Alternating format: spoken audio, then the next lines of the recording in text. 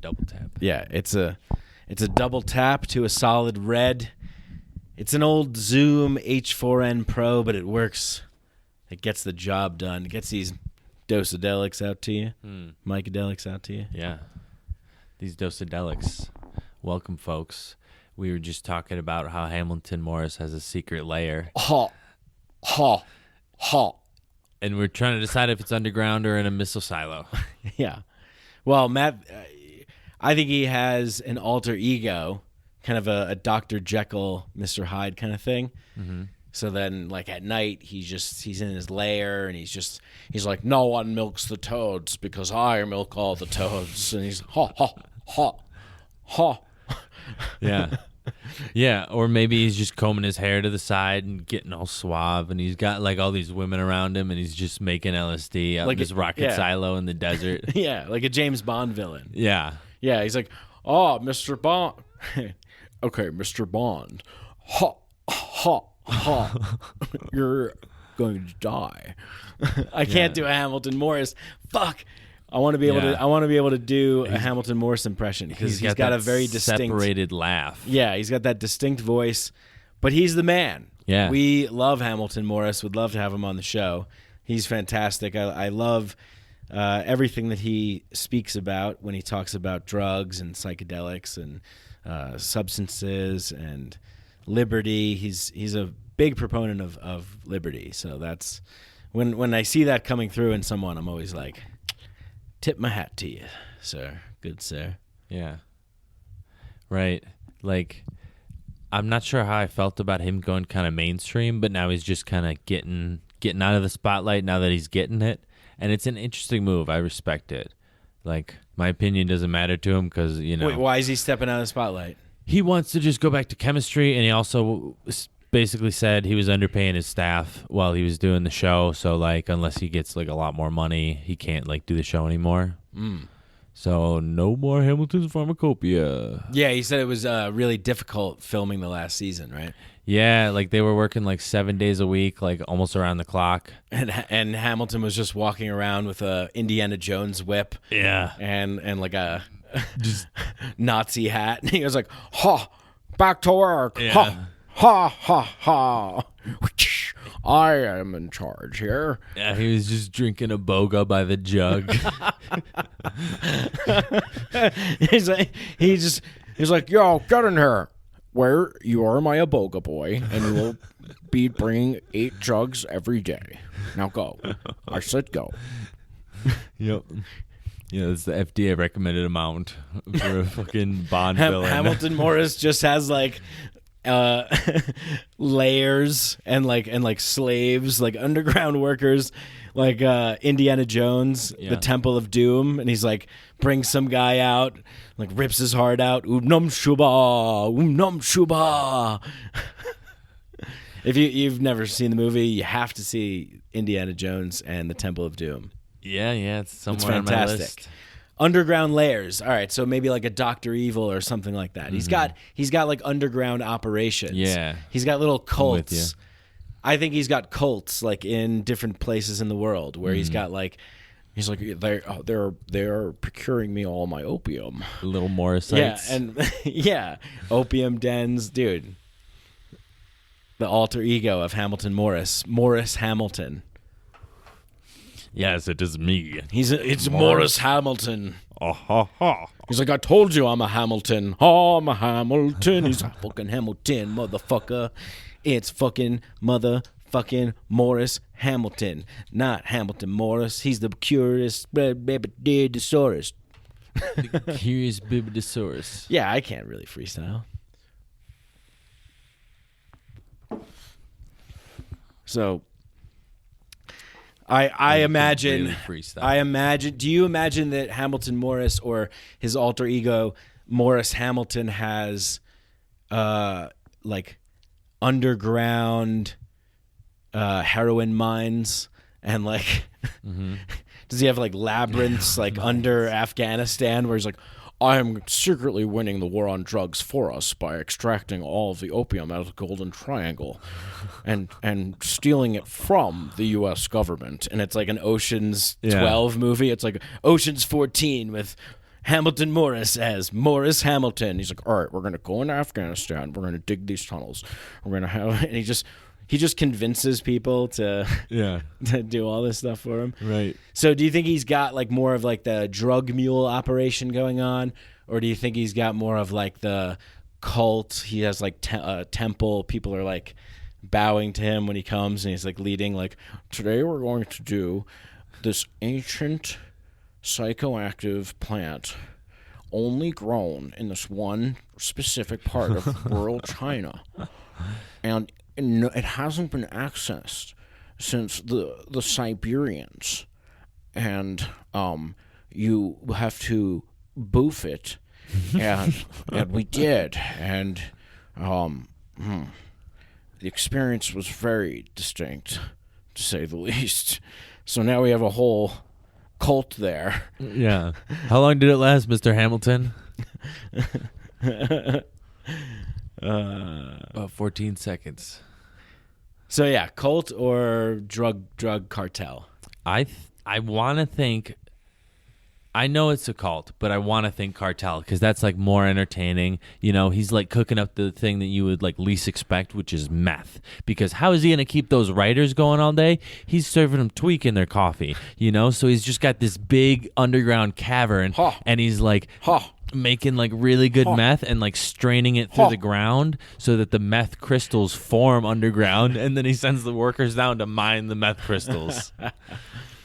Yeah, well, he's got something going on, that's for sure. But we love him. He's the best. He's speaking the truth, the plain truth, and nothing but the truth, and making a cool-ass show that I haven't watched yet. I haven't watched his latest season 3, but I'm definitely going to be diving in soon because I love when he says, we're going to a clandestine ketamine hole. There's a ketamine operation, and it's clandestine. So it's great. Yeah, like how does he know all these people? He's piped in, man. That's what I'm saying. He's the you know. These are probably like his you know, he probably supplies them. You know, and then he just like on the side he's like harassing them and threatening them like, you better do this fucking interview. Yeah. Well, I love people like Hamilton because he knows about compounds that, you know, all the Shulgin compounds. Oh, way to go and fall through the couch. Yeah. Matt. Little pause. At 7:45. Yeah, slam the microphone down too when you put it down.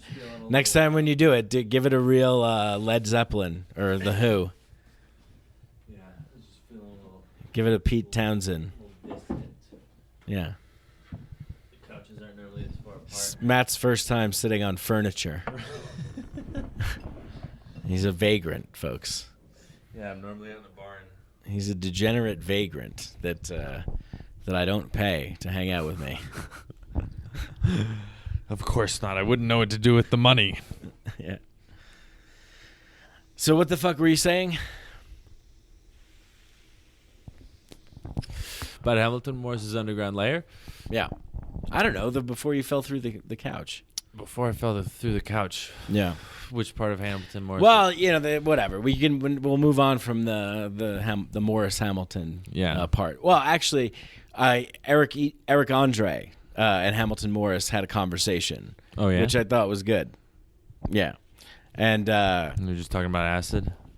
No, I forget exactly what they were talking about, but they were just talking. You know, they were just having a conversation. Like Eric Andre was just like curious. He's like, dude, do you get like the best acid? Like, can I get some of that shit? Like, it was great because that's exactly what I would ask Hamilton. I'm happy that people like Hamilton exist that kind of nerd out with chemistry and the substances and the compounds and the pharmacological, you know, structure. I don't even know the lingo, but, you know, that kind of stuff. That's not my particular area of interest, but I'm happy that there's people out there that are doing it so that they can help me understand. Yeah. You know what I mean? Right. They can translate what I can't comprehend in my dumb head. It's like if I opened like a chemistry textbook, I'd just be like, what? I don't fucking what? Yeah. I don't know what this is. Right. What is this? Yeah. You know? Yeah. But I'm informed through people like Hamilton because he can communicate it so well. Yeah, I think that'd be a cool spot to be in, you know? Like, I wouldn't want to be as corny as, like, Neil deGrasse Tyson. Like, he's cool, but he's, like, a little bit corny because he's, like... Neil deGrasse Tyson's so corny, dude. I watched a clip of him last night randomly. I don't know. It came up on YouTube or something. And it was, like, little boy gets his mind blown by Neil deGrasse Tyson. It was, like... I don't know. It was just this kid who was in second grade, and he's, like, 7 years old. And he asked him... He's like... Can two black holes collide into each other? And if so, can one eat the other one? And Neil deGrasse Tyson was like, yo, you should be in, what are you, second grade? You should tell your teachers I told you to be in 12th. Yeah. And like the whole audience is like laughing, and he keeps making these like jokes, but he gets so into it, and he starts talking about the black holes, and he gets so into it that he starts talking at like a university level to this kid. Yeah. And they show the kid, and the kid's just like, what? Like, but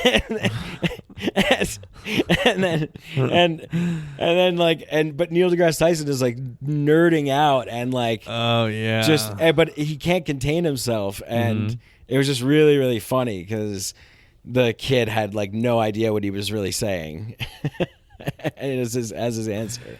I mean, maybe he did, or maybe he didn't. Maybe he was just like sitting there, and he couldn't move his face because he was just taking in all this information into his brain at once, you know. And he's gonna be a nuclear scientist. So like, this is Jason Silva. When I was telling you about Jason Silva, so Jason Silva, like, this is the thing for me. If I'm trying to communicate a particular way that I feel around people that are like really fucking passionate about explaining some, like, you know, when there's a nebula, and then when you go through the nebula, you're on the side of the Gorfendorks, postulating ergoic structures of Venus's Raptor.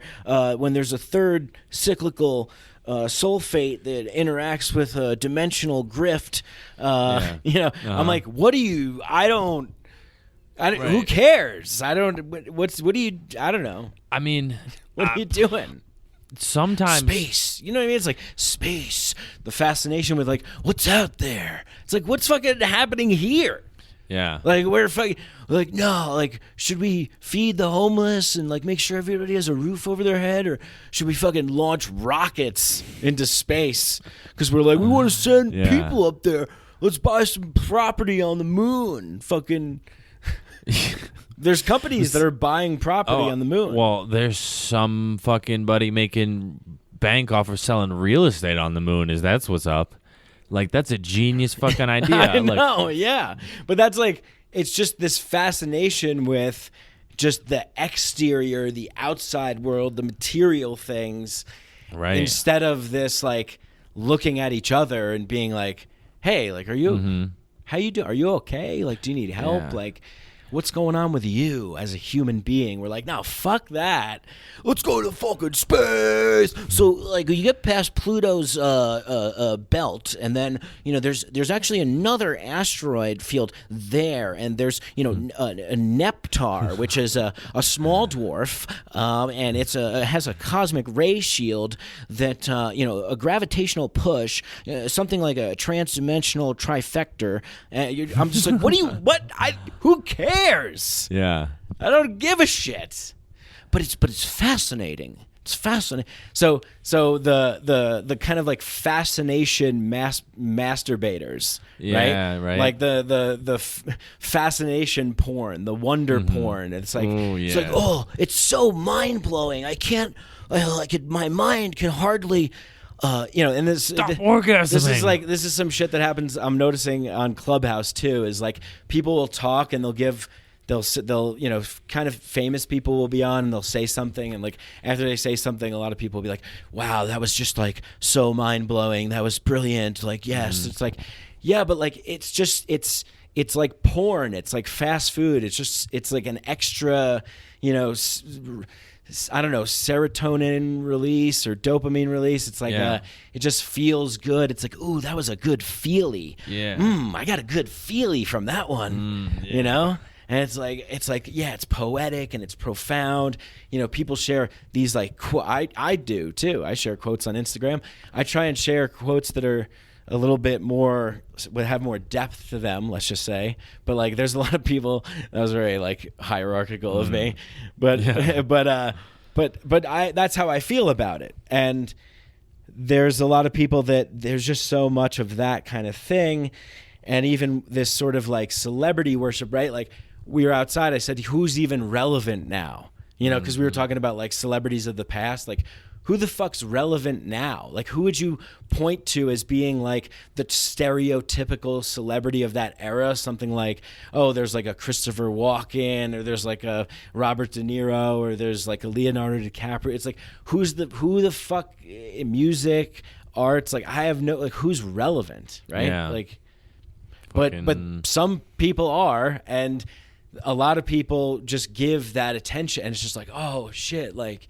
So anything that they say, it's just they have to be like, wow, you're like brilliant. You're so brilliant. That doesn't help. It's not like we need to let's just expand on ideas. Let's think. But I guess those people exist, whatever. I mean, you know, anyway, I guess I was that person for a little bit too. Okay. So went through that. I know what it's like, but Jason Silva, yeah, he's just like, he was on Clubhouse the other day, and I heard the same shtick from him that he's always repeating about, like, just like, yeah, I read Ernest Becker's book, The Denial of Death, and it was just such a mind-blowing masterpiece that dealt with our human mortality, and, you know, the kind of, we're haunted by the mortal coils that we find ourselves in. We can ponder the infinite and wonder and imagine, and I just gave him like a little bit of a Chicago accent. Like, we can imagine having a bratwurst, the biggest brat, and he's like, yeah, it's just, but then we're food for worms and we will decay. And, you know, I accentuate the same talking points all the time about these kinds of, you know, psychedelics can be a great tool, but, you know, blah, blah, blah. It's like, all right, yeah, man, I've heard you say this same thing over and over again, and just his way of like being this like mind-blowing, like, can you imagine like the philosophy of getting into a flow state like a surfer in a way, and it's like, I get it, it's appealing, it has a good message, it's informative, but the only thing that I'm commenting on, I'm not commenting on him as a person really, but I'm commenting on like the nature of being enraptured and like captivated by that particular kind of energy, because I inhabited that energy as well, and I don't necessarily feel that energy anymore. Like, I don't need to know everything, I don't need to figure it all out, I don't need to know why, you know, for a lot of things. Like, I feel a little bit more cognitively at peace and more like at ease, not constantly going down wormholes and, you know, just right. Like, if you're just focused on one thing, you mean?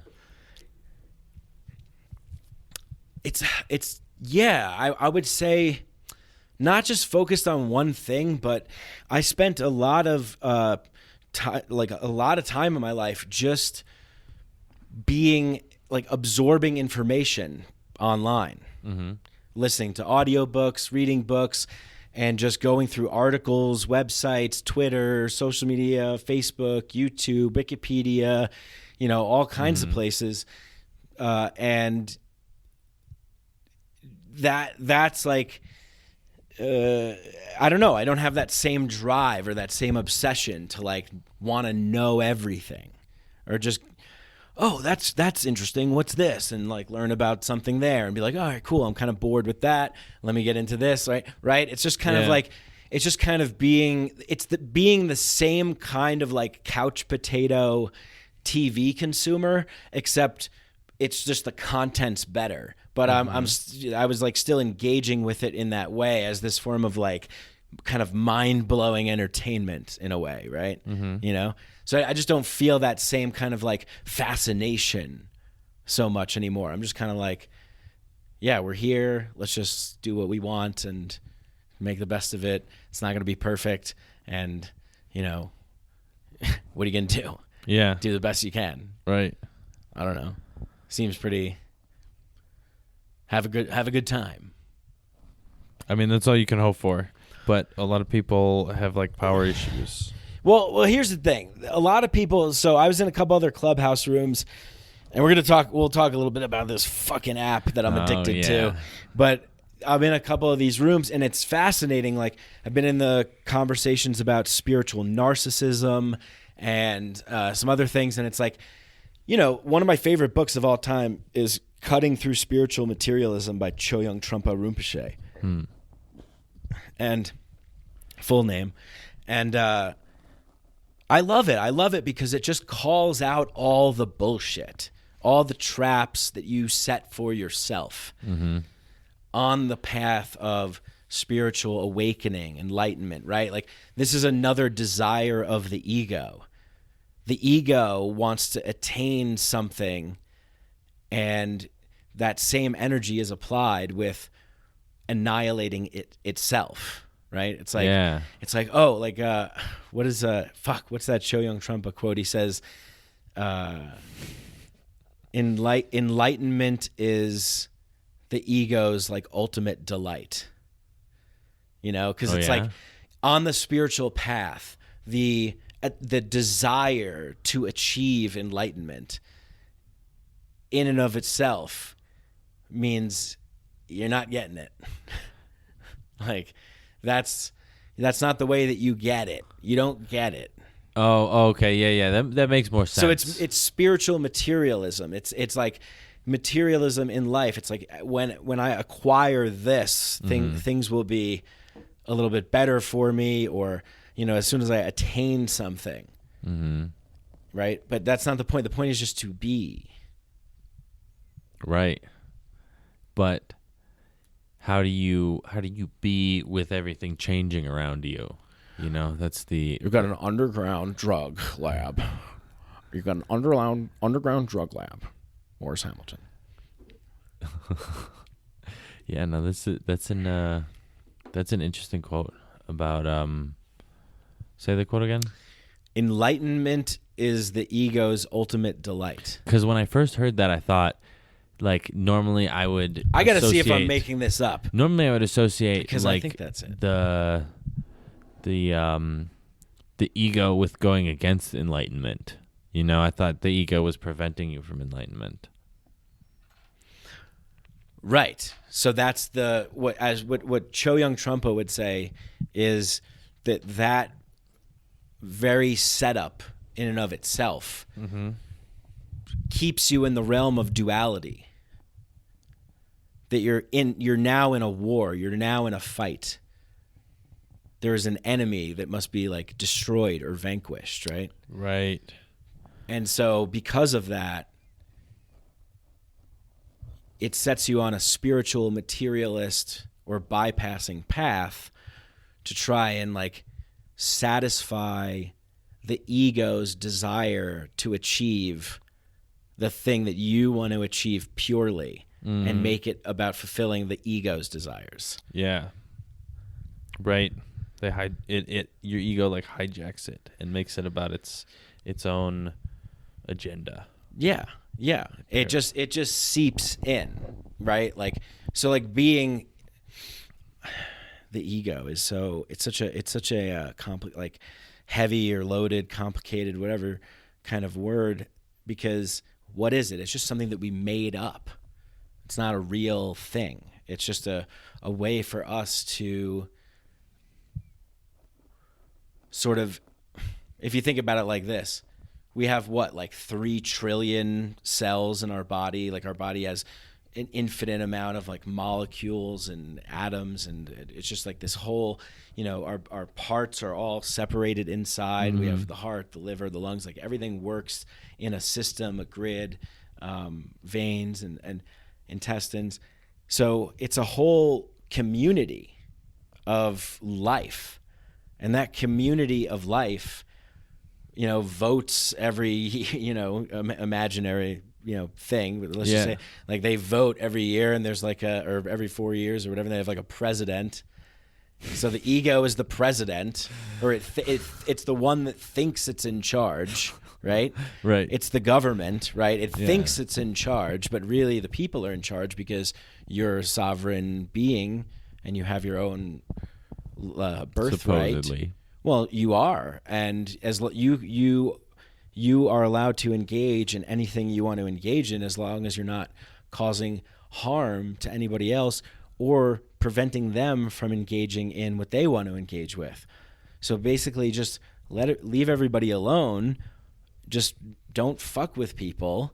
Be cool, and we can, have a much better experience here, right? But and so that's the sort of the same fight I would equate that to with the ego. It's like how do we get this big bad boss to like calm down and just take it easy? Yeah.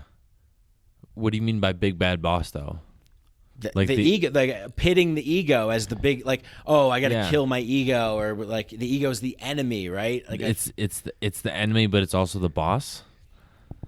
No, it's not the enemy. That's what I'm saying. Yeah, it's always like searching for an enemy. You can't frame the ego as the enemy, because when you frame the ego as the enemy, you create a war against it. Mm-hmm. And when you're at war, you're not operating in a way that is the most productive way to operate. Having, unleashing violence and killing people is not a way that I would choose to engage. Mm-hmm. I'd be like, let's settle our dispute. If we can't settle our dispute, there has to be a way for us to agree in a non-violent way. Otherwise, I find it to be kind of immature, juvenile. Like, when we're constrained by game rules, we're forced to be innovative and creative, right? Like, I've worked on some like movie sets and things like that, and it's like when we didn't have the budget to do the thing that we wanted to do, we created the kind of situation that we wanted to create, and it was better because it was like really stylistic or innovative or whatever that we felt it was, and so it's just it puts constraints on you. Like Tarantino's like first movie, Reservoir Dogs, like takes place in a warehouse or whatever. Mm-hmm. Like it's because he was constrained by a budget. He didn't have a huge budget like he got for his other movies. Right. So that's like a problem with like getting big, is like once you lose all your constraints, you don't really have anything to like start from. Exactly. Like you were saying before in the car about the infinite growth, right? Infinite profit. Mm-hmm. Yeah. Like the only thing that like grows infinitely is like how you expect a business to grow and cancer, and it's like this weird model that we have that we apply to like business mostly, but like some other things. And it doesn't make sense, because that means you would have to like destroy other people just to make room for your continual growth. And like that's not how we were like evolutionarily developed. We were developed to be like working like together, to sort of destroy something outside of us. But now that we don't really have anything to destroy outside of us, like the lasers just turned inward. Well, there's too many fucking people now, so we're just going to destroy ourselves. Is there? Yeah, we're just going to destroy ourselves. So that's going to, because that's what we're doing. It's just like, okay, yeah, we came there. All right, now we're in this phase, because destruction goes back to one. We all go back to one after destruction. So, everything gets destroyed, and then we just go back to one and we start all over again, and the cycle repeats, and then like we go through it again and comes back around again. I think that's personally what I think, until maybe you hit a level where you don't, it's like a video game, right? Right. Like you keep going up in levels. Say you're like, I don't know if you played video games like this, but I would be stuck on a level for like a week or something and be like, I got to beat this level so I can get to the next one. Right? Yeah, but a lot of times it seems more like Dark Souls. Did you ever play Dark Souls? Never. I never played it, but I had a buddy that played Dark Souls. It's Hamilton Dark Souls. It's supposed to be really hard. And one thing, like, it's supposed to be hard on its own, but another thing that they add to it is that there's no like save points or checkpoints So if you die at any point, like even if you're a second from the end, you start over from the very beginning. So you literally have to do it perfect the whole way through.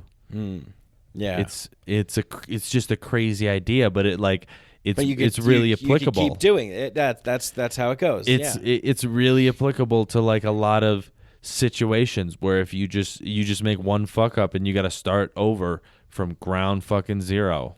Yeah. You know? Well, all right. So the way that I see it is like we are in a cyclical pattern of existence, and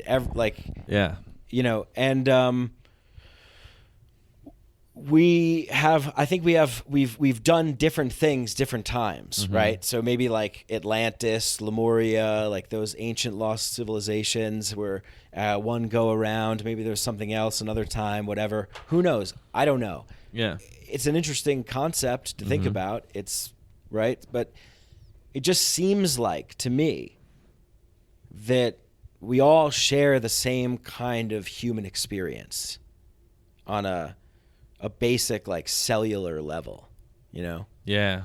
And that's something special. That's like no joke. Like we have completely taken over the planet. Yeah. That we we know of, you know? Maybe there's some alien civilization living in the ocean, whatever, who knows? Yeah. That's part of us too then, right? I think it's all part of us. Life is all part of us. We are literally everything. Yeah.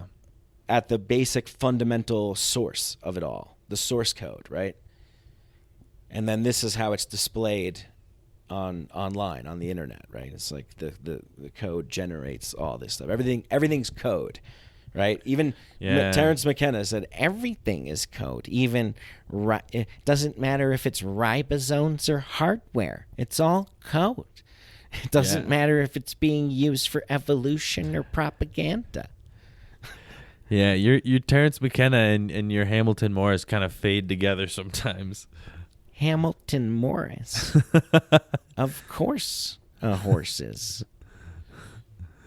Take it easy, dude, but take it.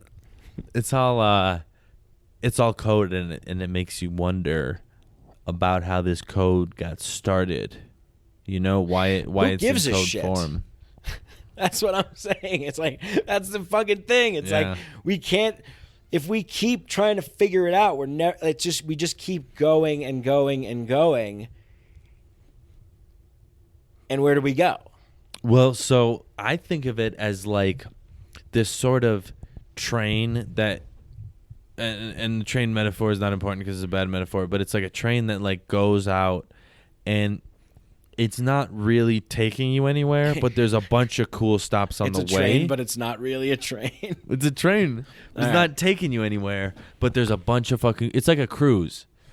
You're not going anywhere, but there's a bunch of cool stops on the way, and you're going to go through some stuff that you've never seen before, but there's no like ultimate destination. And essentially... it would be like a cruise that never ends, you know, just getting more resupply stops. Dude, imagine that, just being on a yacht for the rest of your life, just resupplying at different ports, just going around. There'd be like a limitless number of places for how long your life is. Have you ever heard the Bill Hicks bit where he just, well, it's not even a bit. It's just the end of his comedy special. He just tells the truth, and he's like, look, like this is just a ride, folks. Yeah. Like, this is just a ride, you know? Yeah, it's got ups and downs and twists and turns, but it's just a ride. And he's like, some people know it's a ride and are like, cool. And some people are like, this is a ride. Like, I have a lot invested in this ride. Like, this is my ride, you know? Like, I'm staying on this forever. And they forget that they're on a ride. Yeah. And it's just like their experience. And I'm like, yeah, man, like, we're all travelers. Everything is temporary. Nothing is permanent. And we try and just, you know, I think we try and make things more permanent, right? There's the desire to make things more permanent, you know, and I think that there's the desire to like expand and to grow and to like reach out and to, you know, conquer or win or whatever it is. And I just... tone it down a little bit with that. Tone it down. Just you tone don't it need down. to win Tone everything. it down. Hey, do me a favor. Tone it down.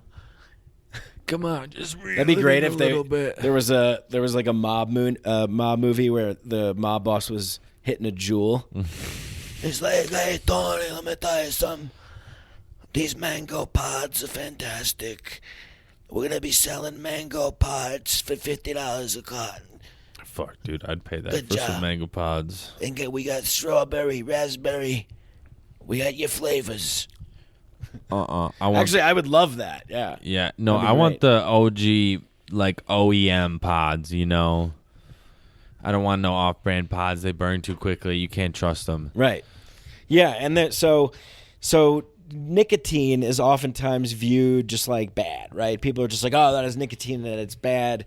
You know, tobacco, it's bad, right? It's so demonized in our culture, right? And even like other substances, they're just like looked down upon, right? So Hamilton Morris actually said something amazing on the Duncan Trussell podcast where he said that he's like, look, even people that use these drugs, like even people that trip and take LSD, are still conditioned and it's still like baked into them this fearful, toxic, poisonous ideology that, you know, these substances are bad and they're going to rot your brain and they're going to fry your brain and they're going to like make you like have flashbacks and like you're, oh man, I'm like, I dropped acid. I was so fucked up. Like I fucking tripped my face off and like my fucking brain is so fried, dude. Like these, like there's even still people that still hold that perspective that they're like, oh yeah, no man, like, you know, mushrooms shouldn't be decriminalized, like psychedelics shouldn't be decriminalized, man. That shit fucks you up, fries your brain, trips you out, you know. Oh, I got fucked up on mushrooms and did this, and like everybody. So he's like making the case that not everybody is, even those people are not open to the idea of like total liberty, right? Mm-hmm. Just like do what you will. I said this at a Colorado State talk that I gave, like a Mind Jam thing that I'm bringing back on Clubhouse, by the way. Mm-hmm. Mind Jam Clubhouse. We're just gonna like riff, jam, yeah, just talk about like basically do this kind of podcast on Clubhouse essentially, and bring like 6, 7, 10, 20 people up to the stage so we all talk. Many, yeah, and so I'd like to get that going, but it's like there's still this stigma. You know, and thanks to people like Hamilton Morris and Dr. Carl Hart, they're coming out of the drug closet, their drug liberty, Carl Hart putting liberty on the title of his book, drug use for grown-ups, finding liberty in the land of fear, and Hamilton, you know, talking about cognitive liberty and whatnot. It's just like, that is, in my opinion, one of the most important things, because if we can't just allow people to like do with whatever they choose to do. So I said at this meeting, I was like, I'm in favor of all drug use. Everybody should have the right to do whatever they want, put whatever substance they want in their body and be able to alter their consciousness or not, or just use it for pleasure or fun or whatever they want to do. You know, if you want to inject heroin into your eyeballs for 6 days straight, that's your right to do that, and you should be allowed to do that. And, you know, and so, you know, discuss that, right? Yeah. And, you know, it ruffles some feathers because it's like, look, people have personal stories about people overdosing and, you know, these terrible, tragic things that have happened. And there have been terrible, tragic things that have happened, but it's because of the drug education or misinformation. Yeah. It's because of the ban, the war on drugs, the laws, the criminality, making people into criminals for a non-violent action, for allowing people to have access to put a plant, a substance, a pill, a something into their own bodies that they live inside, and people want to come and take ownership and claim ownership over that. Yeah. Right? And so, right, and even if we wanted to, issue. Even if we wanted to regulate it, prohibition is the opposite of doing that, because you're opening up and propping up the black market for those things. Right. And you can't ensure quality. Right. You can't ensure it doesn't get to kids. Right. I was always, I never had, I was always smoking weed and like doing other weird shit, like pills, just partially because alcohol was so hard to get, So if we lived in a responsible society, if we lived in a society of people who were wise and able to balance their insatiable urge to dominate and expand and like profit and control over other people, and instead just like channeled that in a different direction, that would be a cool fucking situation, because then we would really be getting a real understanding of how this reality works, how to interact with it and interchange with it and plug in with it, how to cooperate, and how to really get the facts on things, to do research, to get information, to conduct studies, to do all the kinds of things that we want to do, to learn and grow. So that, this really defeats my last point of saying that I don't like people that I didn't say I didn't like people that know things, because I like to know things, but I was really commenting more on like the fascination with everything, man. Fuck. Yeah, have a little levity. Yeah.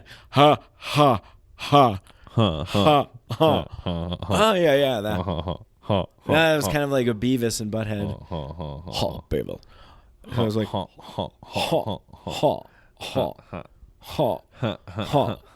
Maybe we'll just edit a Hamilton laugh in here. But I really do respect the guy a lot and look up to him. I think he's doing an amazing job of being a really cool voice, because supposedly there's like a psychedelic community. In my opinion, if you take psychedelics, you're in the community. Like it's just you're part of people that are exploring altered states of being and consciousness, right? And there's nothing wrong with that, right? Right. And if you're running a hedge fund or some kind of money management thing and you're excited about new business opportunities in psychedelics, but you haven't tried any, you're not in the community. Yeah, you gotta experience it. You have to have the experience. It's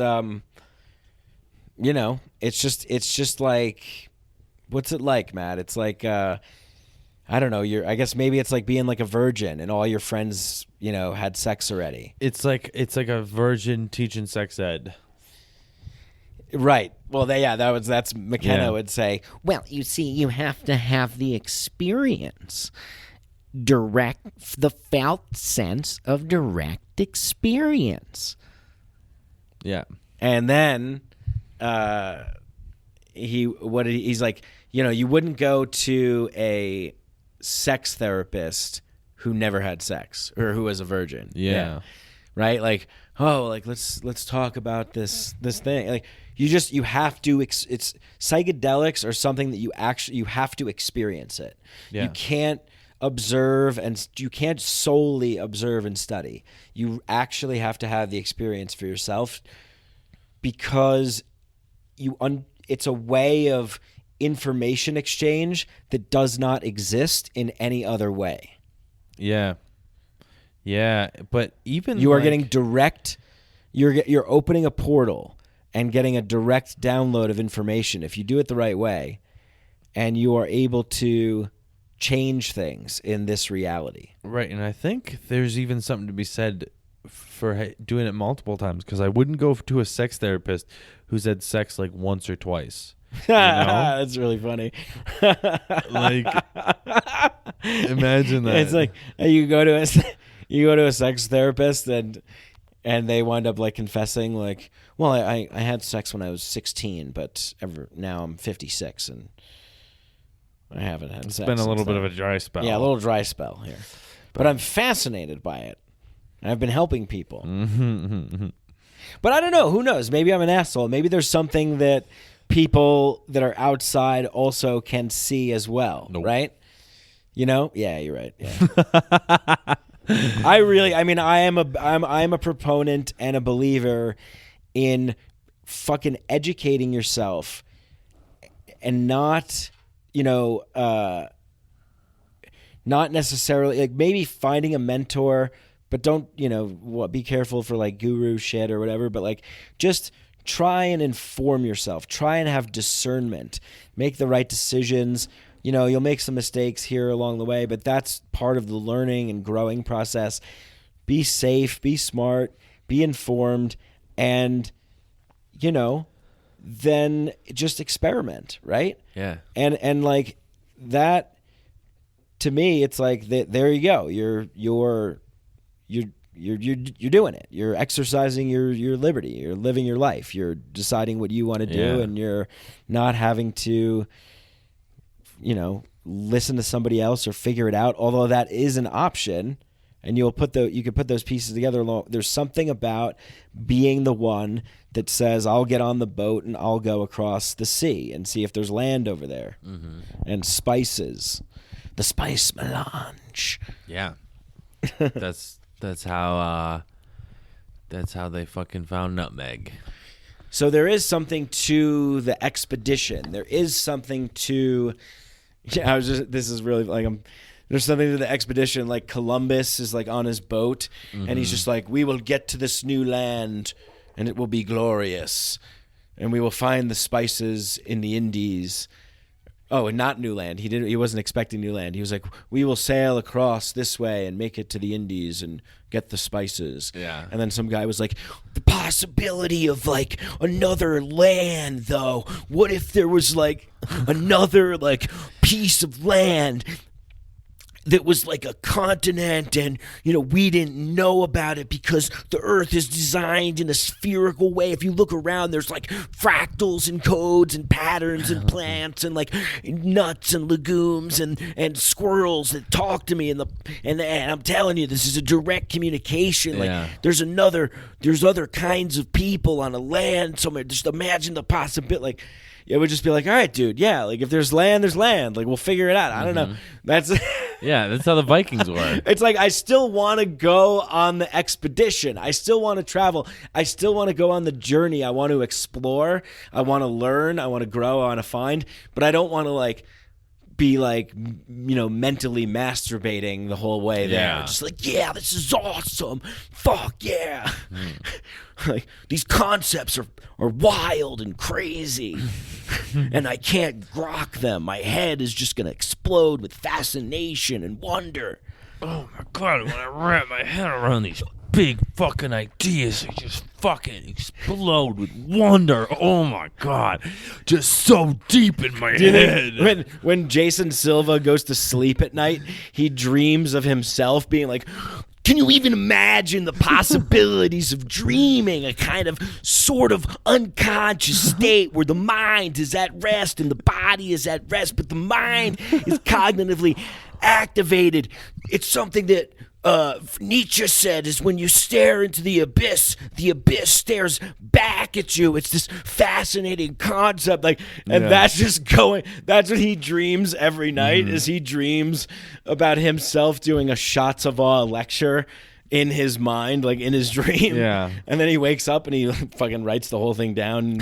He's like, he's just this fucking like wonder channel, but that's probably his node. You know what I mean? Like that's his that's his B chord. We need B chords, C chords. We need a whole harmonic scale. So he fits one very interesting dimension of life. Right, but you need him to like pick up some people and like bring them into the more interesting parts of the dimension. Hell yeah, yeah. You needed him to pick up some really, really dry and dorky people, but we can change him. Well, I don't know if he picks up dry and dorky people. I think his I'm not really quite sure the target like demo of his audience, but I would say that it's probably like people that are not like totally super nerdy and geeky, but are just like on the edge of that territory. And they're kind of like him in a sense, in a way, right? Like they're kind of like in that wonder club, like the one that yeah, they're kind of just like, oh, I kind of want to get into this stuff, but like not really. They need somebody to like really yell at them about this concept. Yeah, well, he doesn't yell when he talks; he yells in the videos that he makes, but. Yeah, it's just funny to imagine him doing that, like, if he was eating fast food, pulling up to the drive-through window and be like, I love the idea of being able to communicate my nutrition through this technologically mediated box with a human being's voice transmitting from a remote location. The future is what? They're like, what do you want, man? Like, that's kind of the thing. It's like, I feel like Jason Silva is proverbially like, screaming at this like proverbial universe or like mystery, and the universe and mystery, the way that I see it, the universe and mystery is just like, look, just like relax, like enjoy, like fucking chill out, like don't like blow a gasket, don't be so terrified, don't be too fucking extreme, really. But then again, I don't know. People say if we didn't have those extremes, we wouldn't have such like beautiful, magnificent art, because art comes from this like resistance or this sort of like oppression, and then you don't know how to express yourself, so you express yourself in these really artistic, like painting or making a song or something like that is a different dimension of expression. So maybe we wouldn't be like totally forced into that at the level that we currently are now, right? All right, here we go. Tangent train, or Babel train. Is it a Babel train? But I mean, that'd be like the Babel Tower. You're on board? This is good? I'm on board with. We're good? I'm on board with the tangent train. All right. Well, this will be an editing part. Well, I couldn't really like get the vibe if I was like, is this interesting still? Am I going on about something, or? I thought you were building up to something, Choo choo, motherfucker. I know. I don't. This is what I'm saying is like, I don't want to just keep going on and on and on and on and on. It's I could certainly do that, but I really don't want to do that. I want to leave some space. I want to leave some room. It's hard. Yeah. It's hard to do. Some room to breathe. It's difficult to do. This is why I'm talking about this, because I definitely went through this phase of like wanting to fucking like, I'm going to fucking try and ninja your face off with like a fucking diatribe of ranting at you for 10 minutes and like, Pwah! And think that you're like being clever or smart or wise. So maybe there's a little like, a projection there from the old internal system. But I don't know. Yeah.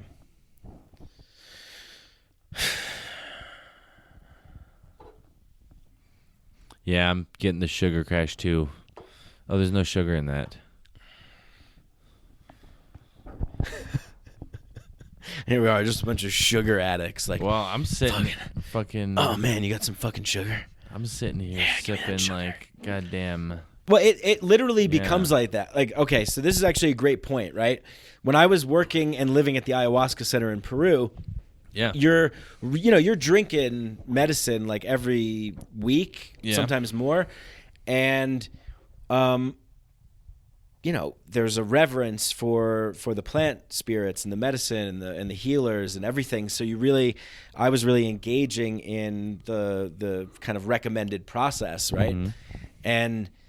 But if you're there long term, it sort of becomes okay to like have chocolate again and like have some salt and have some things. And it's like, oh, okay, so those restrictions. But then I learned that it's really, it's kind of, those are like the dieta restrictions applied. But still, it really is a good protocol and a good way to be, a good way to eat and a good way to.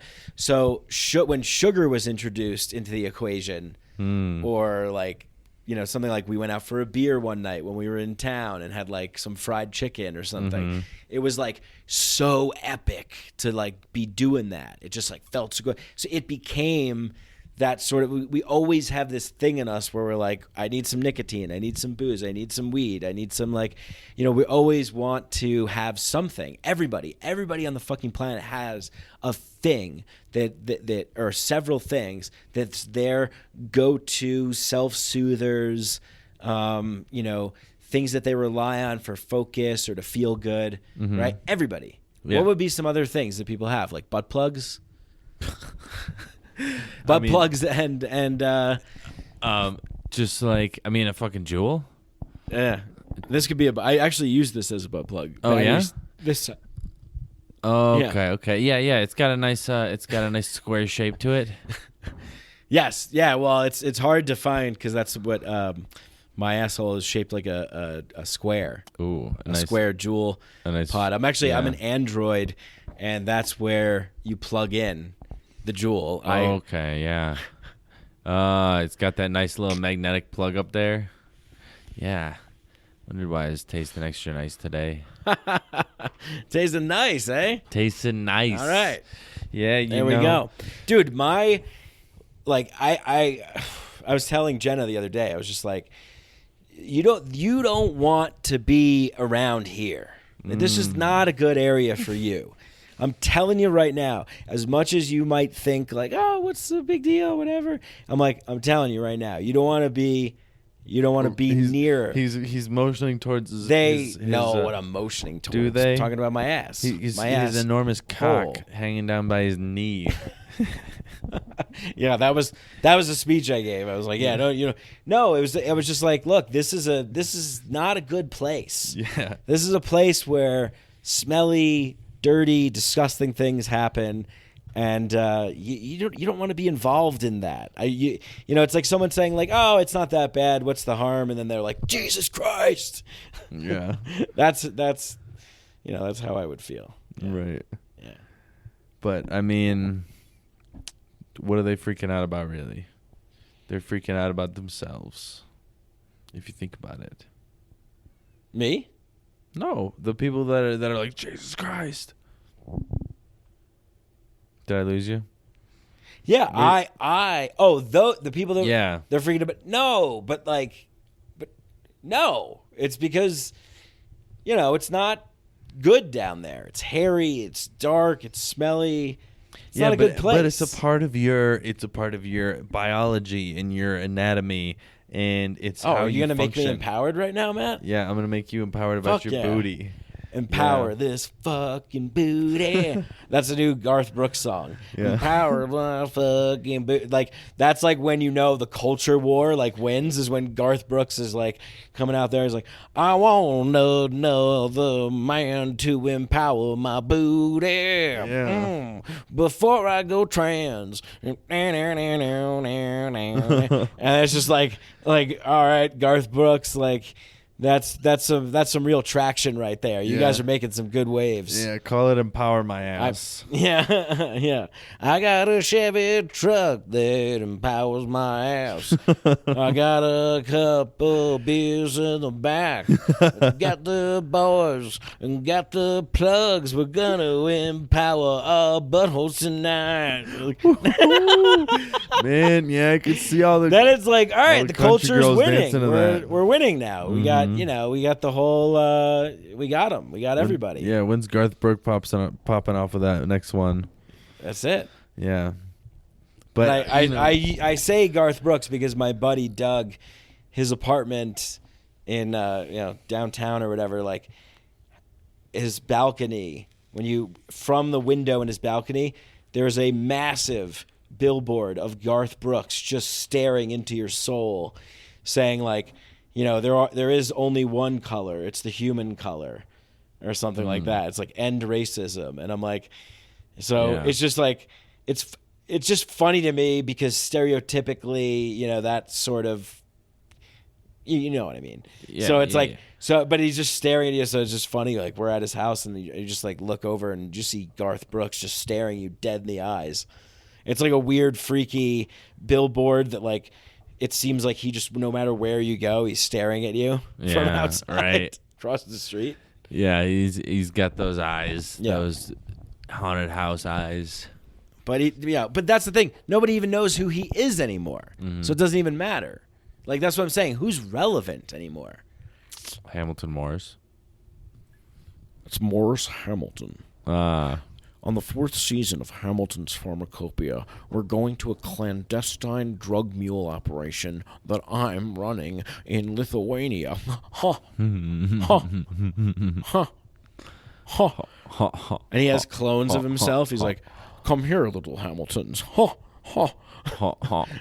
This is my cloning operation. Soon there will be enough Hamilton Morrises and Morris Hamiltons to change drug policy law and invent the sickest psychedelics ever known to the planet. Ha, ha, ha, ha, ha. I hope that's happening. Yeah. How cool would that be? Can we just imagine, dive into your imagination, if you will. Imagination. And imagine a world where Hamilton Morris was just cloning himself in like an underground volcano layer. Oh my God. And just like laughing and like, ha, ha, and just making all these clones to go out into the world. Yeah. And to just change the fucking vote. Change the whole thing. The whole system. Flip it on its head. They'd be like, but he'd 50% have to have, of the Congress people. They couldn't all look like him, so it would have to be like his consciousness in other people. No, I think they're all gonna look like him. He's just gonna get a bunch of women in his cult, and then there's gonna be a generation. This I was thinking that if this was happening now, you're saying if this starts happening now, he's gonna just do it. It's gonna all be Hamilton Morrises and Morris Hamiltons. I mean, do you think cloning technology is there where he can just like? It would be sick. He would need a lot of genetic material to start those clones, though. He would just like he would roll into a city and it would be like 75 Hamilton Morrises and 75 Morris Hamiltons. Ha, ha, we're taking over this government. Ha, we're taking over this. Like he just convinces everybody by talking to them about substances and liberty and then like dosing some people and just being like, your city is now ours. Policies changing rapidly. Yeah. Right. Like, I mean, could they even do it that quickly with how our Congress is set up? Like, even if they were like 50% if we had a Hamilton Morris Hamilton invasion, right? Like if Hamilton Morris was cloning himself at 1,000 clones a day, right? He's just cranking that clone, right? And that's how he has to clone himself. He clones himself, and then he has to jerk himself off to clone another self. I knew there was some semen involved. And then it has to go on and on and on and on. He doesn't get other Morris Hamiltons to jerk off the Hamilton Morrises? He has to do it. It's just, this is the way that it works. Okay. That's part of the equation. There's something about the life force, the jizz, when it comes in contact with the air, the magical touch of yourself. It's like two black holes colliding on top of each other, Wouldn't they need the direct nut straight from the OG Hamilton? The time continuum. No. It just goes, it's like the Meeksies in Rick and Morty. Like one Meeksies can create another, and that Meeksies can create another, and so on, and so on, and so on, and so on. So every Hamilton Morris, once they first come into existence, they have to immediately jerk off the next youngest Hamilton Morris that just came into existence. Yeah, they have to, because that's the way that you clone yourself. Oh yeah, no, they come into existence. They get jerked off. That's by the Hamilton cloning Morris technology. Slightly older than them, and then they have to jerk off one. No, they're the same age. It's a complete replica. It's a couple seconds, a couple seconds apart because they need the jizz from the last one to make. But the next one. the first Hamilton Morris would probably invent like this is a robotic AI jizz cloning device, jizz collector, and after spending many hours in my laboratory, I'm able to produce 7 billion clones. And Hamilton Morris takes over the whole planet, and changes everything, and it's just a complete like psychedelic utopia. Yeah. But also he's the only one left because he killed everybody else. Oh, because there's 7 billion Hamilton Morrises, and they take over everything. They wind up killing each other. And then, it becomes too much. They start killing each other, and then there's a whole, thing. So I'm not going to be able to enjoy this psychedelic utopia. Right. Yeah, exactly. Yeah. But, it'll be nice on the come up when it's like pre-utopia. I think that's the best time, like pre-utopia, when it's like almost all together. And like you're working for utopia and it's like within sight, and then you just like die right before you get there. I think that'd be the way to go, because once you get there, it'd be really, disappointing to live in a utopia, I think. You know, everything is fine. You don't need to like work on anything. You don't need to like change anything. Leave. Walk home. Oh yeah. That's nice out. Dude, that's so depressing. You think so? Yeah, man. I think that's what the like Illuminati is about, is just ensuring that we never get to utopia.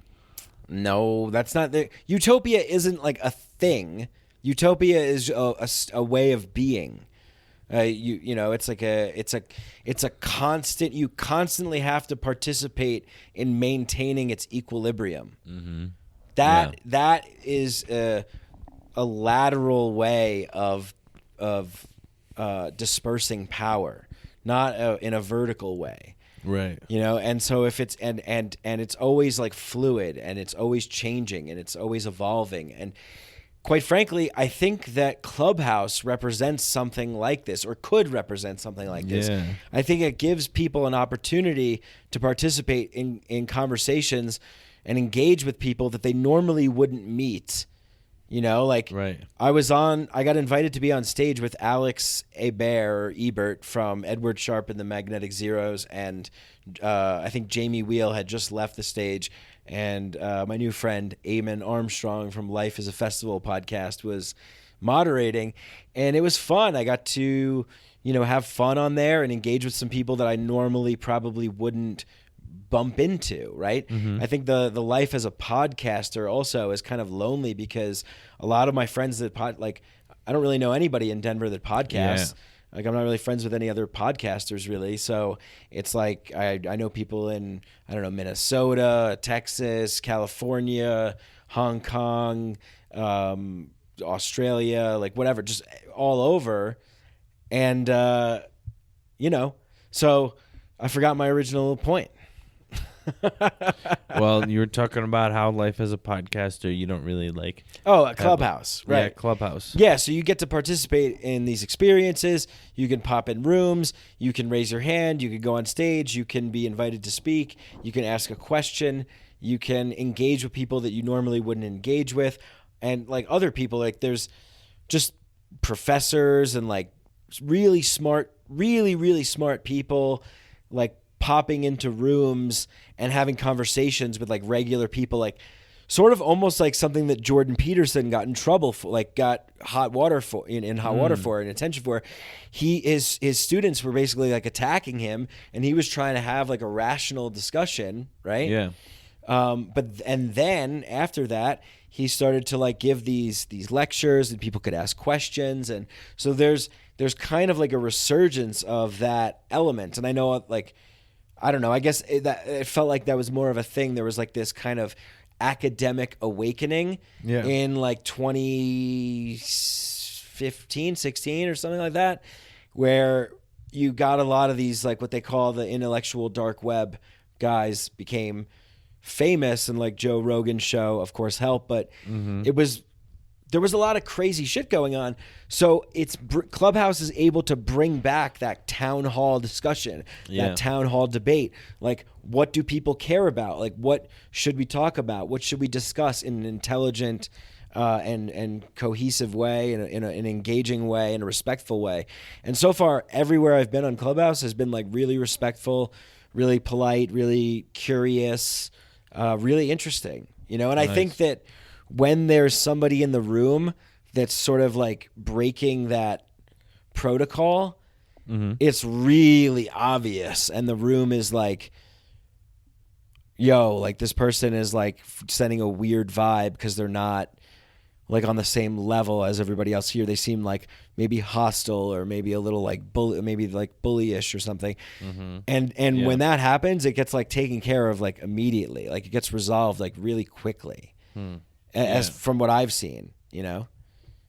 And so you're in the utopia now. Well, no, but it's able to, like, we're able to find the others. Well, that was Timothy Leary, actually.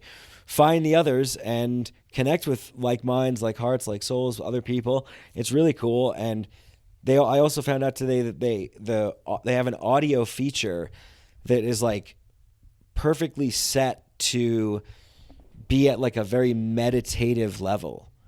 So it's frequency is like tuned to be in a particular way. So like on Zoom calls or other places like that, people could be like their audio could be like really up and down and coming kind of hot and really, be like staticky or up and down and all over or hot mic or whatever. So does it? Clubhouse is even keeled and it's like programmed in a specific way to give like a meditative effect.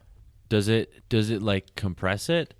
I don't know. I don't know the technical aspects, but it definitely makes sense. Did they mention 440 hertz? Maybe something like that, but it makes a lot of sense to me because I have felt that. And it's almost like if that's what's going on, that's fucking revolutionary because what it's doing is it's providing people with an energetic frequency to be chill and engage in discussions in a very calm and peaceful way. Yeah. And if that's definitely what I get a sense of what's going on. And when people don't play by that sort of rules, then it's immediately like known and sort of dealt with, Yeah. It's really fascinating. I really think it's really fascinating. And like I was saying before, it's a huge time suck as well. Like I feel myself completely sucked into it. Like right now I'm like, man, I wonder who's on Clubhouse. I wonder what rooms are going. I wonder who's talking. It's I was in like a Terrence McKenna room yesterday. Not I was like in a Terrence McKenna room. I was in a Terrence McKenna room. You were not in a room with Terrence McKenna. No, I was in a Terrence McKenna room. I'm just cutting out my likes. Room. Yeah, so it was just really cool listening in and getting to know other people that are fans of TM and his work and like his fun and play and his storytelling and all his great contributions to the psychedelic space. So it's pretty dope, man. It's like there's something kind of revolutionary about Clubhouse, I really think so. Yeah. Yeah, it's a small enough community where it can like regulate its own homeostasis. Yeah, and I think I've paid attention to some things where people are like, oh yeah, like the New York Times apparently wrote like an opinion piece or an article. I don't even know, but something like there's unfettered conversations happening on Clubhouse. Like it's like they're trying to like drum up this kind of like fake controversy that like, oh no, we have a space and it's not being like policed or guarded. It's like the fucking people are doing a fine job right now of handling it, right?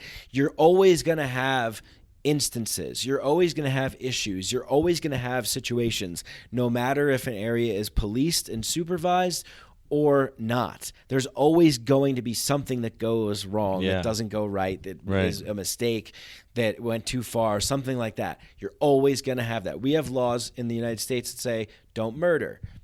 People murder, right? It doesn't matter. Like you have laws that say don't steal. What happens? People steal, right? It's just so it doesn't matter that we like deem something one way or the other, right? The people come together and figure it out for themselves. And there's too many laws and rules and regulations that are blanket and for everybody, the same across the board. But when you don't have those enforced and you just have people deal with the situation with each other or with a group, and on Clubhouse it's usually with a group, that then you have a sort of, more egalitarian style way of more of a tribal way of, handling the big energies and the ego and the desire for power, the desire for control, the desire for fame, for popularity, to impress, to be clever, or whatever. And then but then people can tell you're being authentic when you're speaking. It's not like you can craft something on Instagram or craft something and think about it for days before you post it and edit it and all this kind of stuff. It's like you're talking to people or you're listening to people, and that's it. Right. That's it. Yeah, and it's like give me a second. It's revolutionary, dude. It's revolutionary. It's revolutionary. It's back to the oral tradition, back to the campfire stories, back to, you know, the people getting together. What this is really like getting people into like a town hall, you know, like it's like, let's get the community together for a discussion, and whatever communities that you're interested in and like, you just get to attend that and make friends and meet new people and start to engage more in that kind of thing. And that creates the more of that reality, right? Like that's how the world changes. Yeah, you don't need like too much of it, because then you're in an echo chamber. So you need people like branching out into different clubhouses, you know? Yeah, but everyone serves its purpose, because it's like what I'm saying, I'm not subscribing to everybody. Michael Malice makes a great point all the time where he says, I'm dying, where he says, like, you know, there's an argument that says like, yeah, but if everybody acted like that, and he's like, but when in history has everybody acted like one way, literally everybody? Yeah. Never, right? It's like, and judging like, or you know, commenting on something like that, it's like, well, you wouldn't do it. So like, you know, you're just, it's another form of like, trying to have an opinion that matters or having input in a situation. Yeah. And it's like, we're domesticated animals still. We don't have most people don't have the tools and the resources, the curiosity, the know-how to try and figure it out. But I think maybe more people are, you know? Right, yeah. Figure it out. Yeah, like we're in more of like a figure it out culture. But Clubhouse is great for that, because you can be in a room with, like, I was in a room yesterday with like a neuroscientist, like an anthropologist, you know, software engineer, someone else, like another podcaster, someone else. And it's just like, it's cool to have all those perspectives around the same topic. It's really what government was intended to be. It was like, hey, let's get people just like from all different areas to just come together and like discuss, you know, issues or things about society, how to make improvements, and then take that to the people, and then they decide what they want, right? Like, we'll be the ones that kind of like think it up and do experiments and, you know, whatever, plan, research, and then we'll say, hey, what do you guys think? Like, we got a doctor, a scientist, a lawyer, a teacher, an artist, performer, you know, a musician, like, you know, other smart people, whatever, like just everybody throughout the entire diversity of human beings to come together, right? So Clubhouse is doing that. It's like, hey, like, here it is. Come together, get with the people that you know, jive with or whatever, or even check out some other rooms. And like, I've been checking out rooms that I don't really know anything about. And I'm like, hey, this is interesting. I want to learn about this. Now, all of a sudden I'm interested in this thing. Yeah. And I'm more interested in the people and their perspective and their tone of voice and the way that they share and the way that they talk and how they engage with other people. Like, that's why I like Clubhouse so much, because I like sort of studying it and absorbing it, and not like in a active way, but by participating in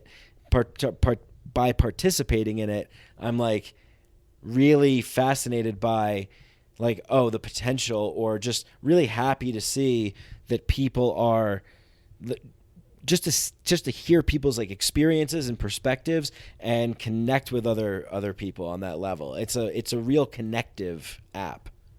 Yeah. Yeah, it's a lot better than other social medias, because you're not just out in the open, you know.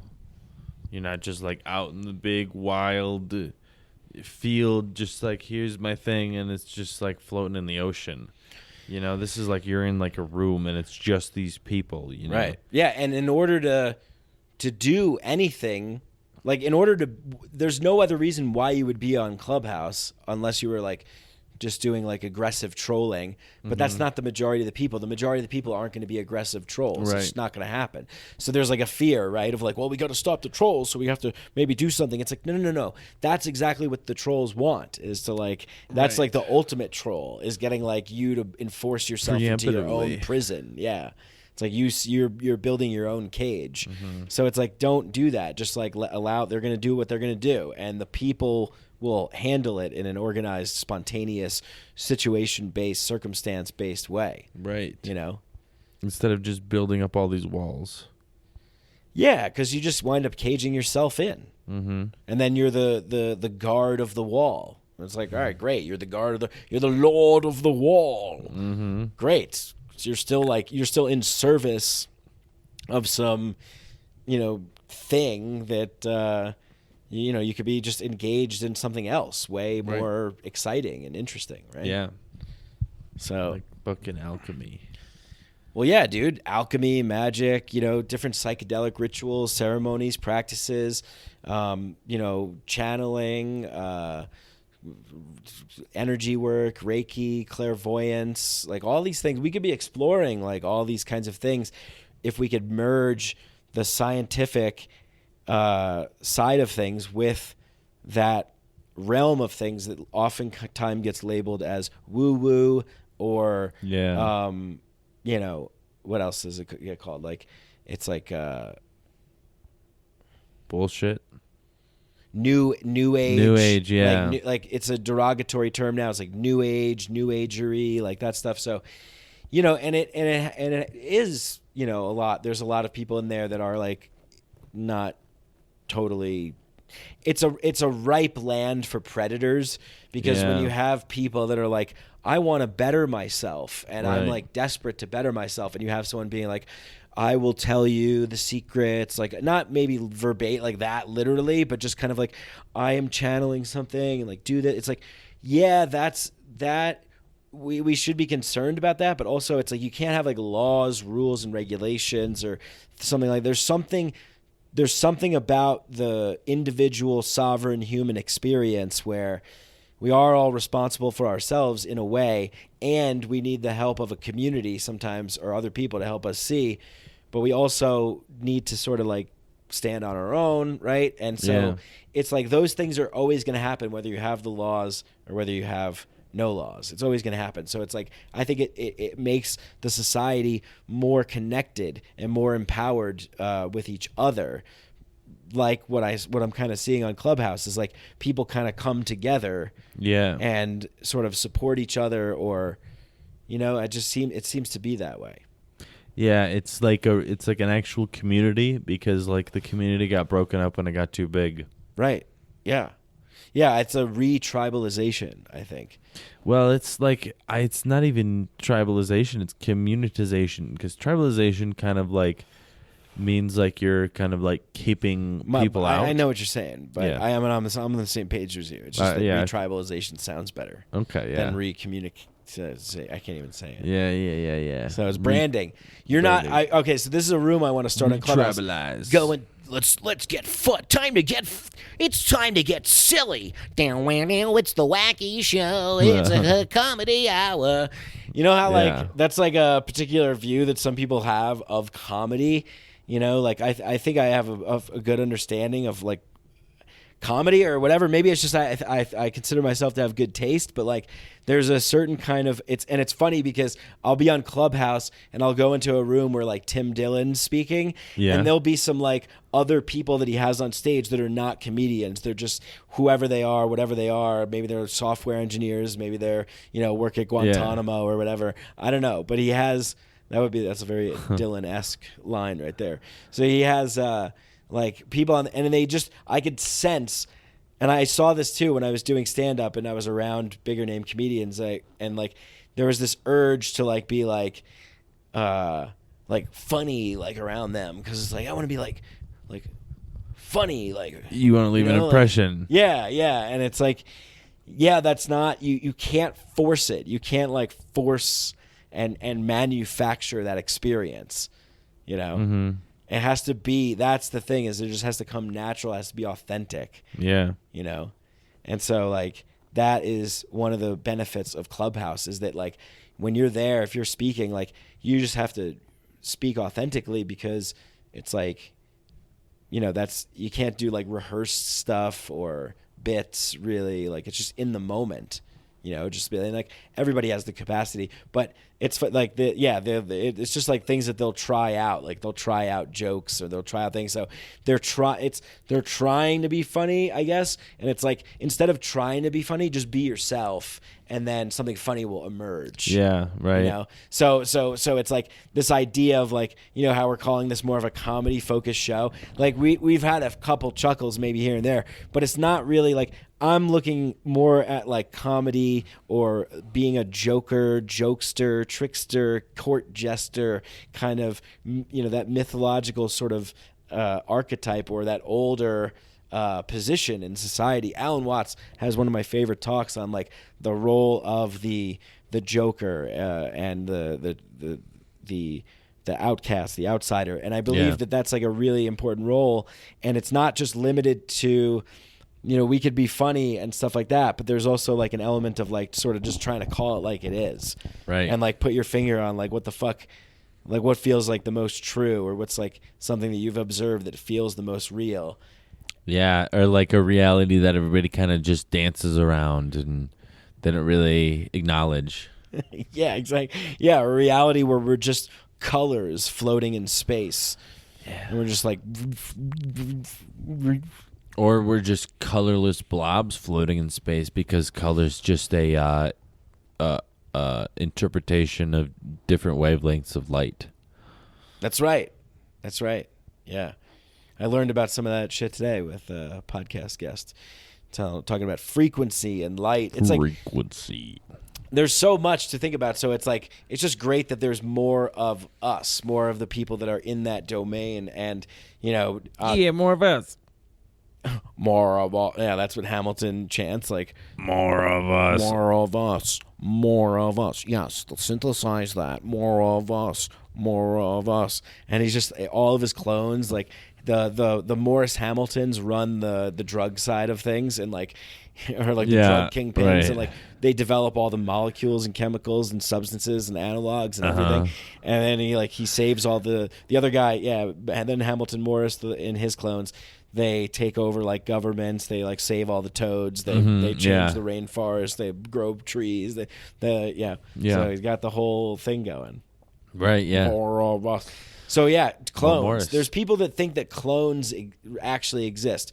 There's like I guess I've noticed it more in like the sort of like black conspiracy realm. You know, there's like more dominated by black people. Like there's like I think they have.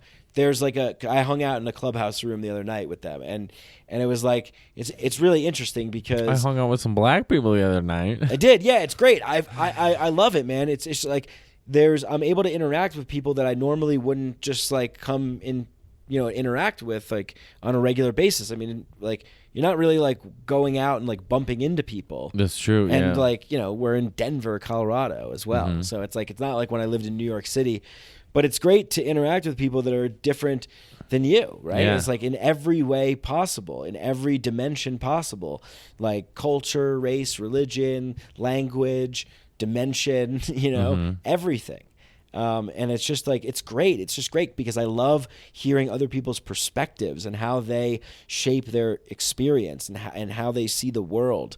That is like, if I'm a junkie for anything, I'm a junkie for that. I'm a junkie for picking people's brains and like listening and seeing how people think and talk and speak and how they really feel about things. Because Clubhouse is like intimate. It's like the audio experience adds to the effect of like absorbing the information more or listening to what someone has to say, because you're really just only engaging that one area of attention, and you have to pay attention if you want to participate in the conversation or whatever, right? Yeah, but you can't split your attention too thin or else it's worthless. Yeah. So this is the Clubhouse joke room that we went off on a tangent there about like, it's like, it's the comedy section, get ready to laugh. Ding, ding, ding, ding, ding, jokes. But yeah, I want to start like some joke rooms, right? Yeah. Like, I want to start some rooms like you're not you don't exist unless you're not a person unless you're a brand. Right? Or like why corporations should run the planet, right? Like just these why corporations should have more rights than you. Yeah, like Giannis Pappas does it, Tim Dillon does it, and I think it's hilarious, and I think I think I could do that, and I think other people could come in, and it could be fun, and it could be like playful. You know, Chris Ryan and Kyle Tierman did the Motherfucker Awards, where they give awards out, and it's like a comedy roast show where they give awards out to the companies and corporations that have been that like statistically have been fucking the planet the most. Yeah. So they give an award, and then the comedians like accept the award, and they go up and they're like, hey, ExxonMobil, you know, we're killing it. You know, we just like killing things, you know, we just don't care. But we're making a lot of money, and, you know, we really don't give a shit about anything else. And, you know, so they like mock it. It's like it's like satire. Yeah. Right? So I really, really like that. Giannis Pappas does it really, really well, and Tim Dillon does it really, really well too. And so I think we could have fun with that kind of concept and like doing that kind of thing. I think it's really funny to take the side of something just weird or absurd. Yeah, like we should cancel the color green. Yeah, like all office buildings should employ hookers as well as maintenance people. Every janitor must also be a sex worker. Yeah. And then I mean, just give that makes more work for the maids also. You know, you're making jobs right there. Every politician should be forced to drink ayahuasca. Every politician should be a sex worker. I think every politician is a sex worker. Oh shit. Oh snap. They kind of are, you know, how much lip service they got to give to those billionaires to get their fucking shit off the ground. Here's one. Wall Street billionaires should be shot from a catapult into the Atlantic Ocean. Yeah, don't fuck up the Pacific. We don't want them washing up on shore of an island. Right. Keep them in Atlantis. But yeah, let's have fun. Let's have some fun rooms, you know, like you know, I boofed San Pedro raw up my ass. Yeah. I sat on a San Pedro cactus. Yeah. And I went to a dimension that I'd never been to before. Totally blew my mind. You could do I sniffed DMT, and then I had sex with the machine elves. Did you? No, it just burned my fucking nose. Like, fuck, don't ever put crystal DMT up your nose. It fucking hurts. Yeah, I haven't really heard anyone doing that or recommending that. Fucking hurts. Yeah. Yeah, I still find myself like not really drawn to DMT. I don't know, man. I feel like the mushroom experiences and the ayahuasca experiences really call to me and really feel really really important. Yeah. Really potent. Yeah. And really like these amazing guides, tools, allies that I have by my side. And, you know, it's not, I don't know. Other than that, I like to, if I engage with other substances, I like it to be more in like a party atmosphere. And I just don't know. Is it fun to hit DMT and like at like a show or something? Or I mean, I've had some buddies who were given a DMT pen, but like I've never really like had that much experience with DMT. I've never blasted off. But I was gonna say, have you ever had salvia? Because I really like salvia. I have not. It's a little. That's the thing is I also don't really have the desire to do that either. It's a little uncomfortable, but it's really nice. It's like a nice swift kick in the pants when you need one, you know? Yeah, it's got this really cool effect. You don't really blast off. You sort of like fold inward infinite amount of times until you're in the blast off space, and then some cool shit happens, and then like you're kind of dissociated for I like felt the like end that of it. with my last couple ketamine trips. Yeah, but this is really like ketamine. You're like shot off. You're like, shoo, you know. This is like, for me, not for me, dude. The last one that I had, like I was gone, man.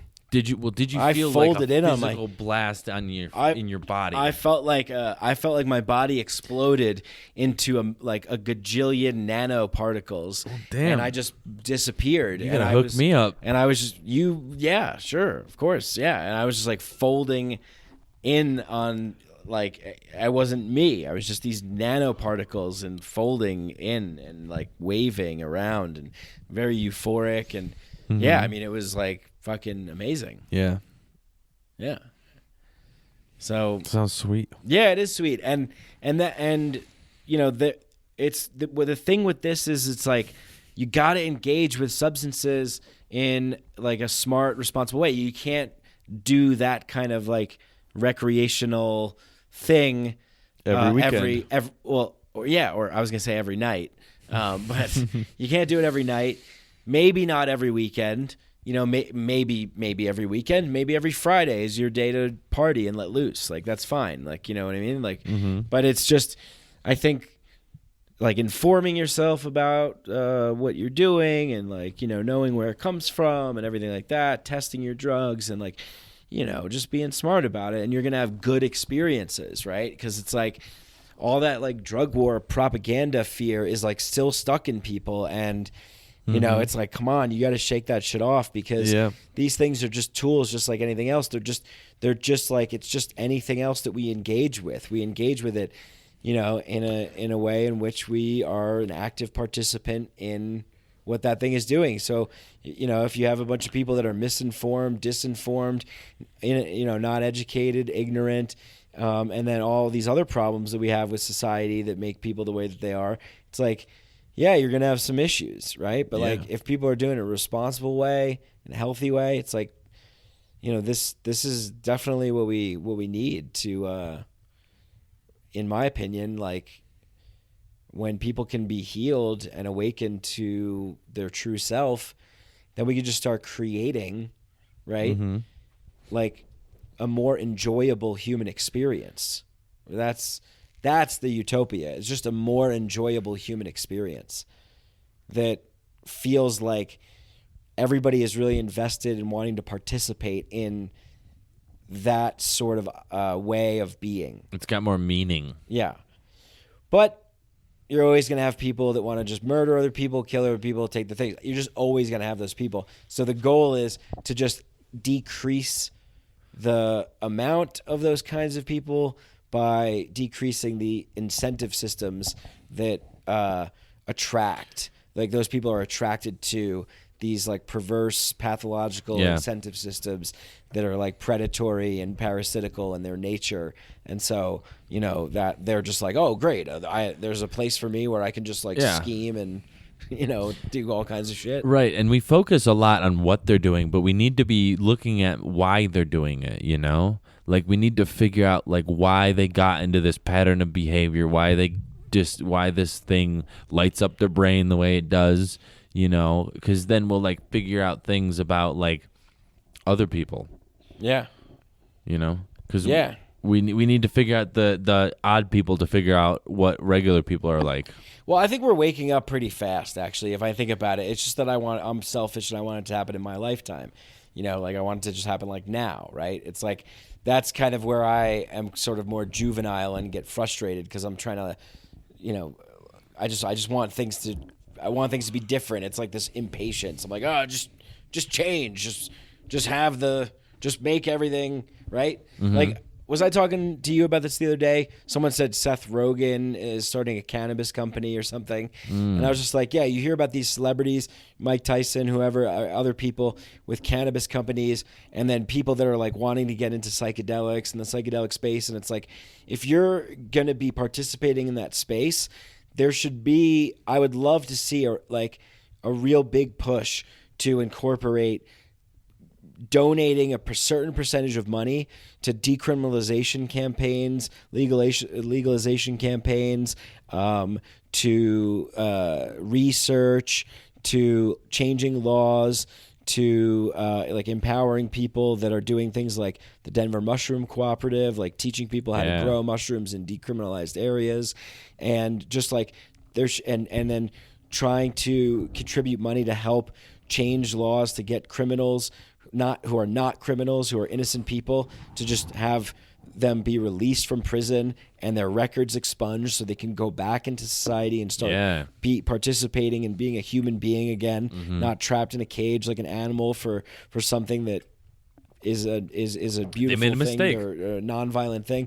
Yeah, it's like they didn't make a mistake. They didn't do anything wrong. Right. They were just providing people with cannabis or mushrooms or LSD or whatever substance it was. Or just providing themselves with it. Or providing themselves with it, right. And it's like, that's the fundamental principle, is that we all have the right to engage with whatever we want to engage with and alter our consciousness in any way we see fit, as long as we're not causing harm or infringing on anyone else's rights to do that. And it's like, that is the fundamental principle there. So if you can have, a way to affect that, it's like, that's revolutionary. Yeah. That's revolutionary. So it's like, you just have to keep talking about it, and like really. You change people's morals to change their thinking. Yeah. Well, I think that's maybe I should tweet at like Seth Rogen or something, or maybe I should look into it a little bit, but like there needs to be like a give back, reciprocity, right? Like there has to be a way for you to be like, all right, I'm engaging in like getting, wanting to invest in like some psychedelic medicine company. Like, okay, you should also have to contribute to, and that company should contribute to ending the war on drugs. Not fighting it, ending the war on drugs. So the prison system, the drug war, the whole thing, the laws, you should have to contribute a certain percentage of money, and that's how we can change things. If we can get the money, the influence, and the resources from the biggest names and the biggest people to get the influence to change things. Yeah. Yeah, we just need to get more people like influencing. Yeah, so maybe I should tweet at like Snoop Dogg I'll look into it first. I'm not going to tweet at him and then he'll be like, yo, check my website, dick. For shizzle. I already got this going on. I'm donating 45% to help motherfuckers grow and have their own cannabis operations. Ooh, that'd be cool if he actually was. Yeah, maybe I'll look into it. Maybe he is. You know what I mean? I'm just saying, it's like, that's the way that we change things, is just by, getting the resources to, or the people with resources to get interested in. And I guess now there's people coming up that maybe, are going to be attracting new resources, and they'll be able to do something. That's what I would like to do. I would like to have a lot of resources, capital, money, like, so that I can put it to projects that I want to put it to. Mm-hmm. I think that would be a really awesome thing to do. But at the same time, it's like, I also don't want to follow some fucking rabbit hole to get money just for money's sake. So fuck that. Yeah. But you're not getting it just for money's sake. You're getting it for these projects' sake. Yeah, but, they have to do all kinds of shit. Who knows? We'll see. Yeah, right. There might be a couple things that you could do, but it's like, really, to get to that level of like billions or something, right? It's if you're making billions, you're doing something fucked up, right? Well, hey, go find some rich person who's looking for meaning in their life, If you're a billionaire or a millionaire. No, let's just say, all right, fine. Maybe millionaire, maybe billionaire. Definitely billionaire. All right, fine. We'll throw a millionaire in there. If you're a millionaire, billionaire, like, you're insulated in your own world, right? And so you're not exposed to the conditions of people that are below you. Mm-hmm. You're exposed to the conditions of people above you, and then you aspire higher towards that because you see that as some achievement. The ego's achievement is to like get to that level, right? Right, but when you get there, you kind of realize that your ego was just leading you to like the same spot. Yeah, it's just like it's just the nature of things. Yeah, you just become a part of what you're trying to be a part of, and you realize that it's like, okay, well, I'm just stuck in this perpetual game of like advancing or whatever, but if you're able to just be like satisfied at a certain level, then you could kind of like stop, look around, and be like, oh wait, I have like $18 million. Like I could really like change things, but like supporting decriminalization campaigns or like supporting bills in like my local community or something like that, and really getting in front of actively changing legislation that makes reality different. Mm-hmm. Right? Yeah. Like we were just smoking a blunt outside and the, you know what, like security cop or whatever, just like rolled by. And like we were just like, yo, what up, man? Like it's just not a thing. You're lucky I didn't have it because I would have eaten it. Well, I'm glad you didn't do that. Yeah, but it's just still in my bones. Yeah. You know? Matt's happy because what I did was I put it in my ass. I boofed it. Right. Keeps it safe. So he was like, oh, thank God. So much better. Yeah, right? Keeps it lit, keeps it safe. Yeah. Yeah, man. Mm-hmm. But yeah, you should tweet at some rich people who take a piss break. Oh, okay. Yeah. All right, so when you're chugging a fish bowl of liquor, don't just come in hot like that. Let's give the people a little fucking segue action here, man. We were just talking about how the podcast was getting a little sleepy, you know, and so we took a little break and we're like, all right, and then we start talking about something, and I feel like there's a little life in this, right? Yeah. Yeah, there's a little there. So I was in Bangkok and telling Matt that there's this road, Khao San Road.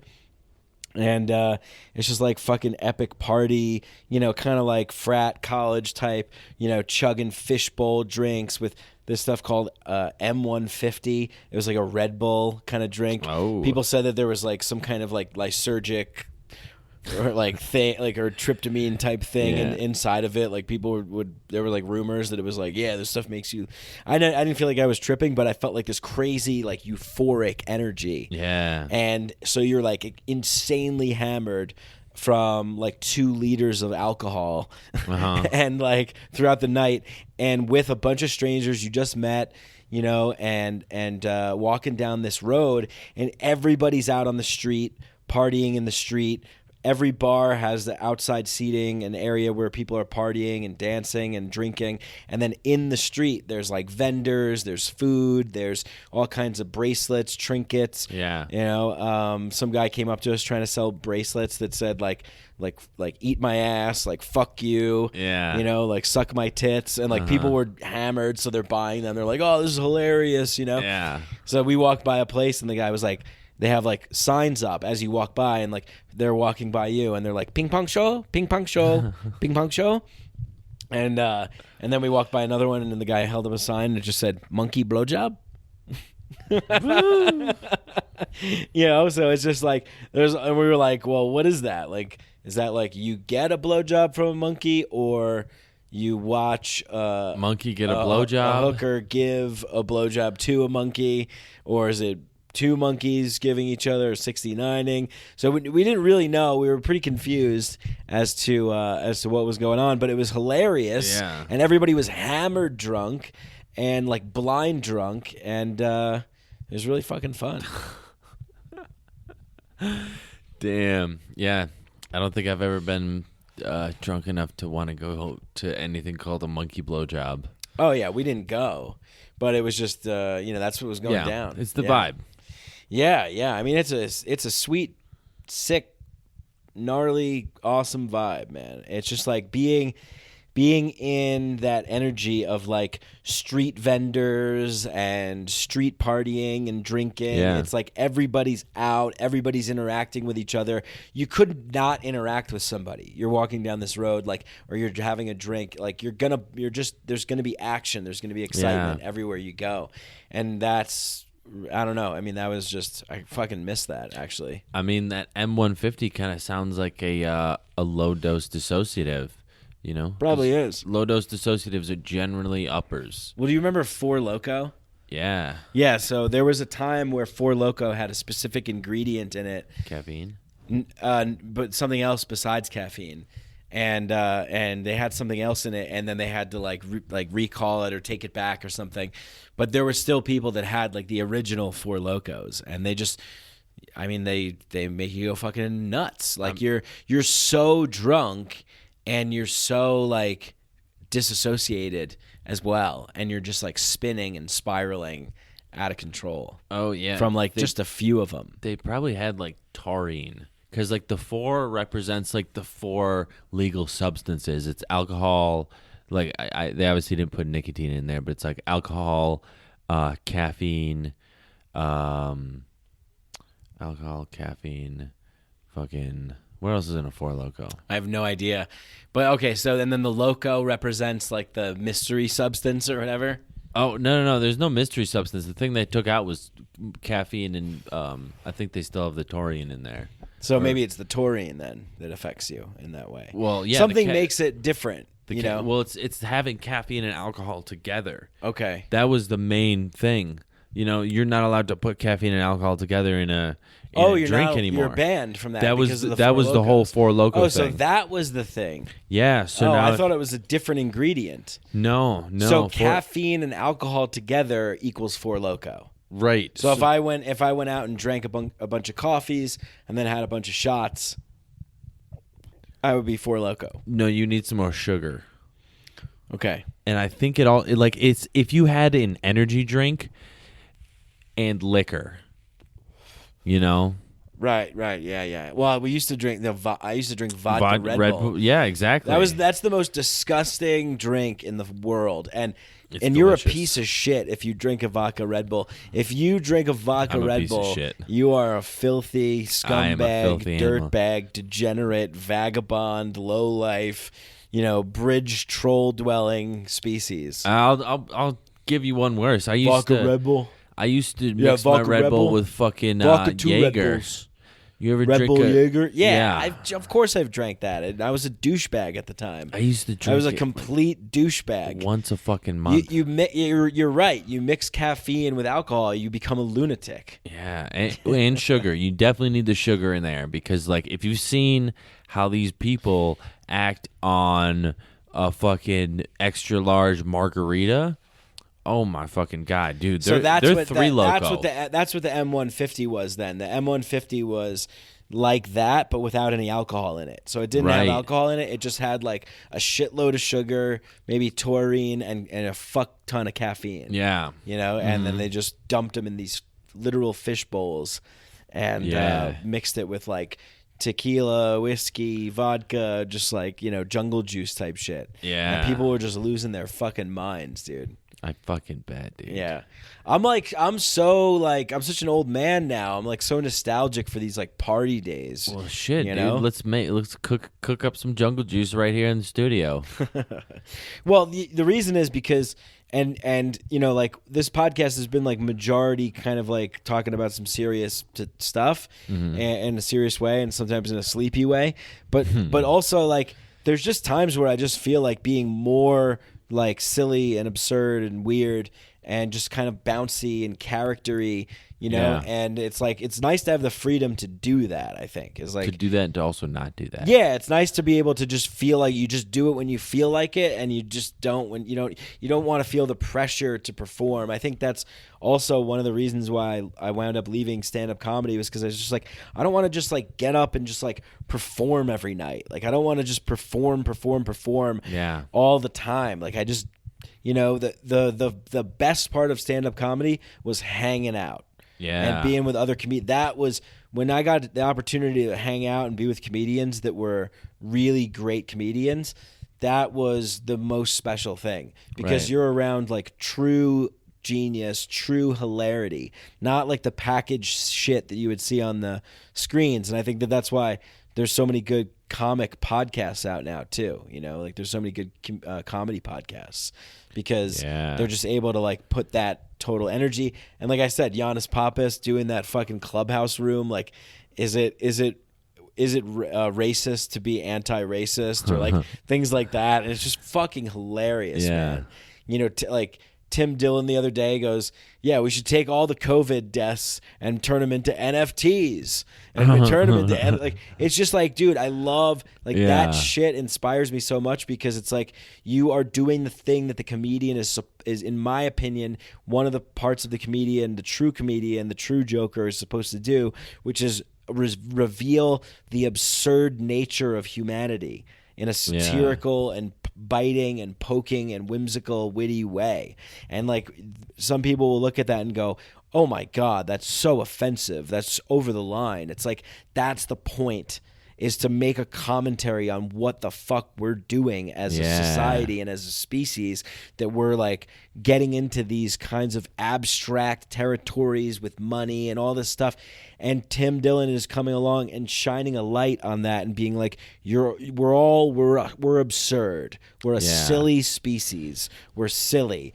And I'm going to make two things, and I'm going to put them together, that's going to be this like twist, this delivery to you that's going to hit you in a way that if you get it, you get it. If it hits you and you laugh, you laugh. It's a guttural feeling. It's an intuitive, reactionary thing. It's not like, you know, TED Talk comedian or whatever. It's like, that's so, you know, it's just like fucking highly valuable, man. Right. It's just like speaking to our base nature, you know? It's like what you just know is true, you know, and you just like laugh because it was like a shortcut to the truth. Yeah, and it's nice to engage with different modes of being, you know. It's like, and I hope that I do a good job of balancing it out, where, you know, I really take my existence in a serious way, and I try and engage with things that are going to make me feel good and productive, but at the same time, in like a long-term way, right? But at the same time, I also enjoy like just pure fun, pure hedonism, pure experience, pure indulgence, you know?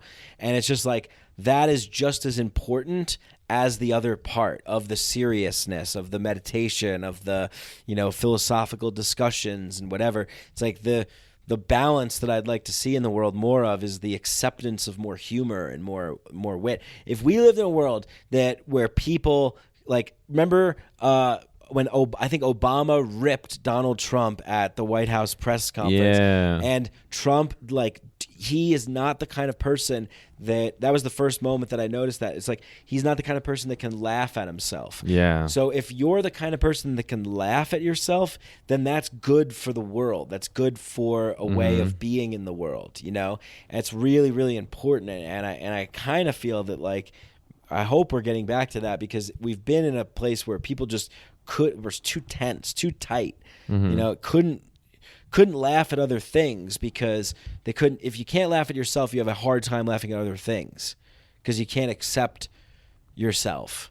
You know, you can't, like, if someone makes fun of you, if someone makes fun at your expense, you take it as this, like, really, you attach to it as this, like, attack that's personal. But if you let it go, if you let it wash over you, if you let it be, if you're like water, like, you know, like Bruce Lee would say, like, be like water, you know, flow like water. You know, take the shape. When the water gets poured in the glass, it takes the shape of the glass. Yeah. You know, it becomes the thing. It's like, just be that way, and you're going to be happier. You're going to be healthier. You're going to be more satisfied. You're not going to be beating yourself up all the time that you have a slice of pizza or something. It's like total radical acceptance of, like, who you are and where you're at and what you like to do.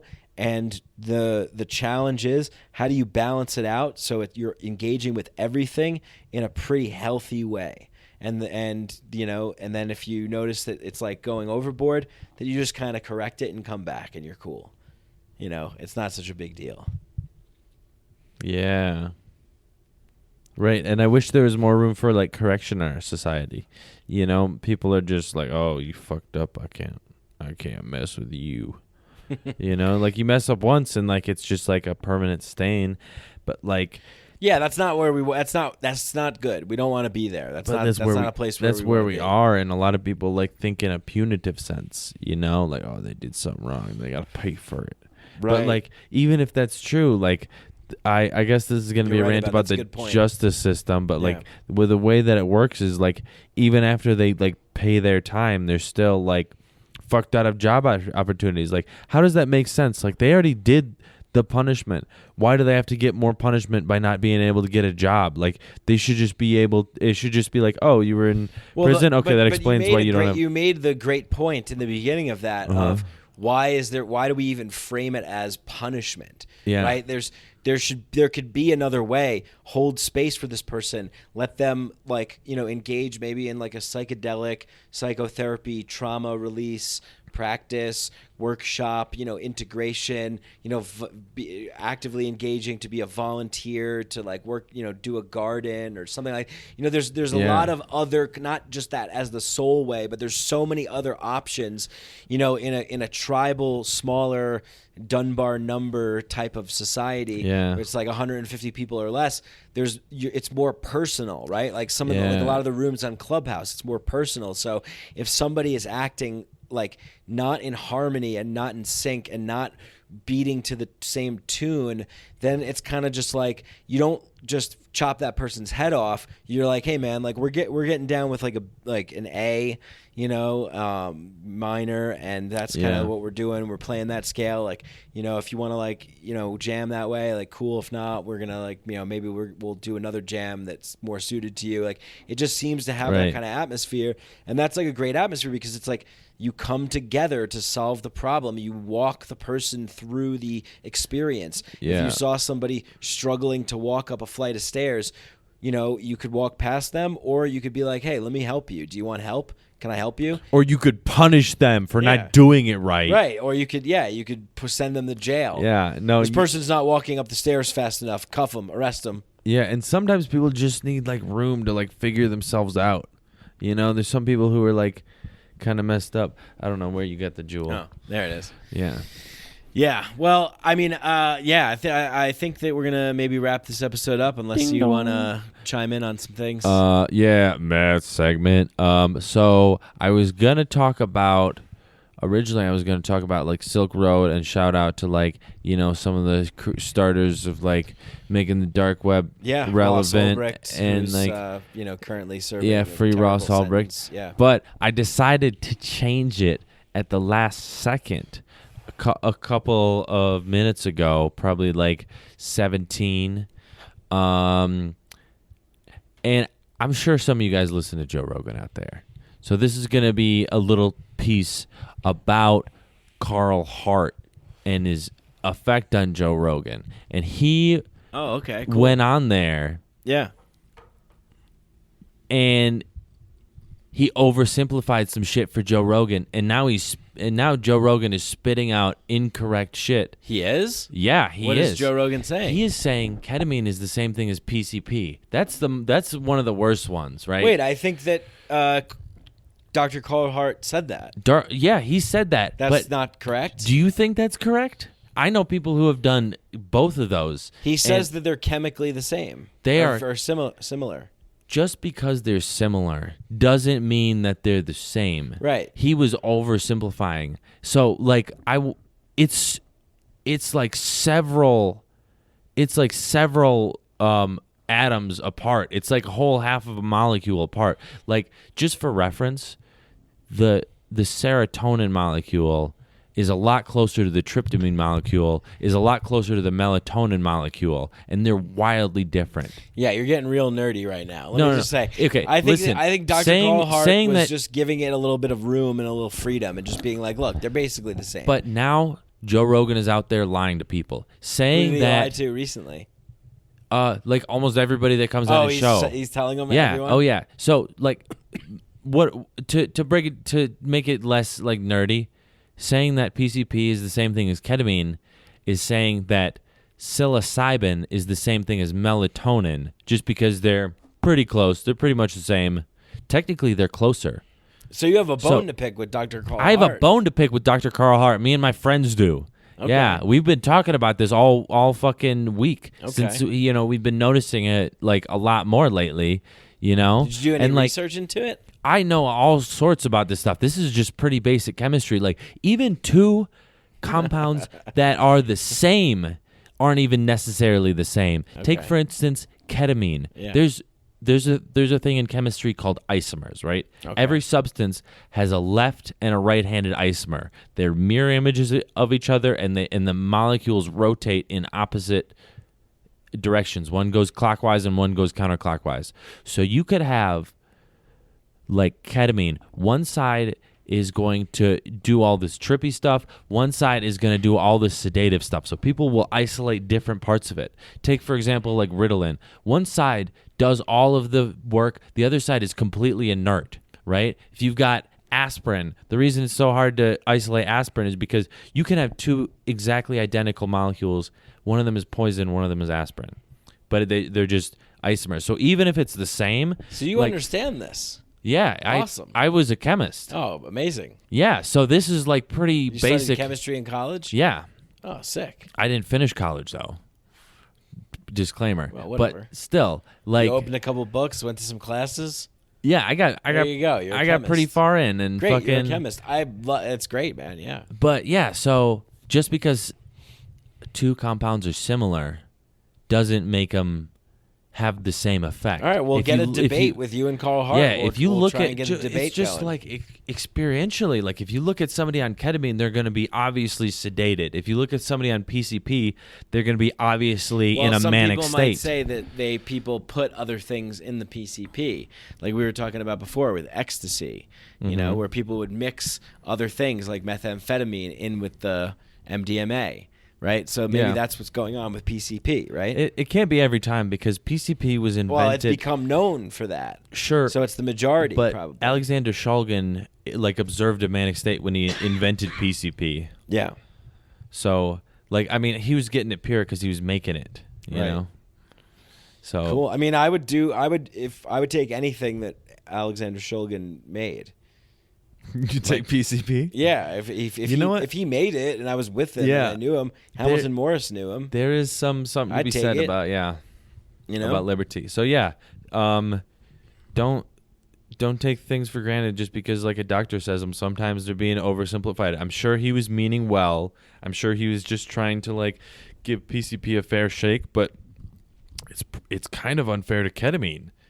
You know, they're completely separate things just because they're both dissociatives and they have a similar skeleton. Right. It's like saying New York, New Jersey, you know, whatever, same thing. Right. Yeah. Just because they're close. Yeah. It's right over there. You know, if you look at the world, it's not that terribly bad, but I see what you're saying. Think about if somebody did PCP thinking that it was going to be the same thing as ketamine. Well, you know, you find out, you know. I don't know, dude. And I'm fine with him relating opioids together just because they have a bad reputation. I know that they're different, and he was okay, yeah, they're kind of different, but most people aren't discovering opioids. But ketamine is a big thing now. Is it fair to say, oh yeah, ketamine, PCP, they're in the same kind of genre? You could say they're in the same family, yeah, right, same so there genre, you go. Easily. But saying they're probably basically the same thing. I take his side. He's not mincing words there. He said they're basically the same thing, and Joe was the same thing, and he's the same thing. Okay, yeah. So tweet at them. We'll get them on Clubhouse. I don't have a Clubhouse Twitter, but debate. okay. Yeah. I want to know what's going on Clubhouse. Yeah. It's just my buddy wrote a letter to Dennis McKenna. Oh, really? Yeah, and he got back to him. He was I don't really have any sway with Joe. Who? Dennis McKenna said that he doesn't really have any sway with Joe. Oh, what? To get on the show or something? No, to just give him advice. But also part of the email was he was yeah, sometimes I suggest him. Oh, he emailed Dennis McKenna asking him if he could get in touch with Joe Rogan for advice? No. He wanted to email Dennis. Yeah. To email Joe to tell him to stop saying that PCP and ketamine are the same thing. He wrote him a longer Dennis wrote letter him about back? this. Yeah, Dennis wrote him back, which was pretty cool. Oh, cool. Yeah.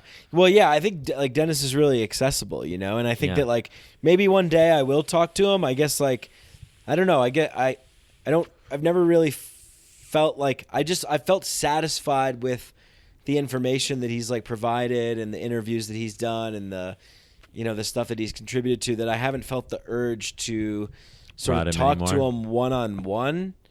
But maybe, I mean, I think it would be when I have people on the podcast, I oftentimes try and get to know them. And I guess I've heard his story so many times that like I would just be like repeating what everybody else has done. Yeah. But I would love to have him on the podcast and just like go deep with him immediately.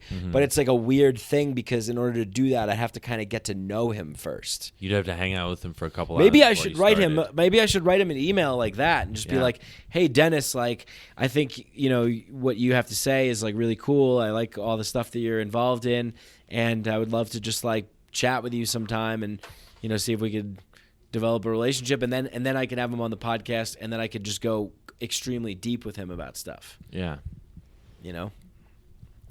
Well, that's it. I think we're done. I think we're done. And participate in the Discord server. Also, I have a Clubhouse club, the Mind Jam, or just Mind Jam.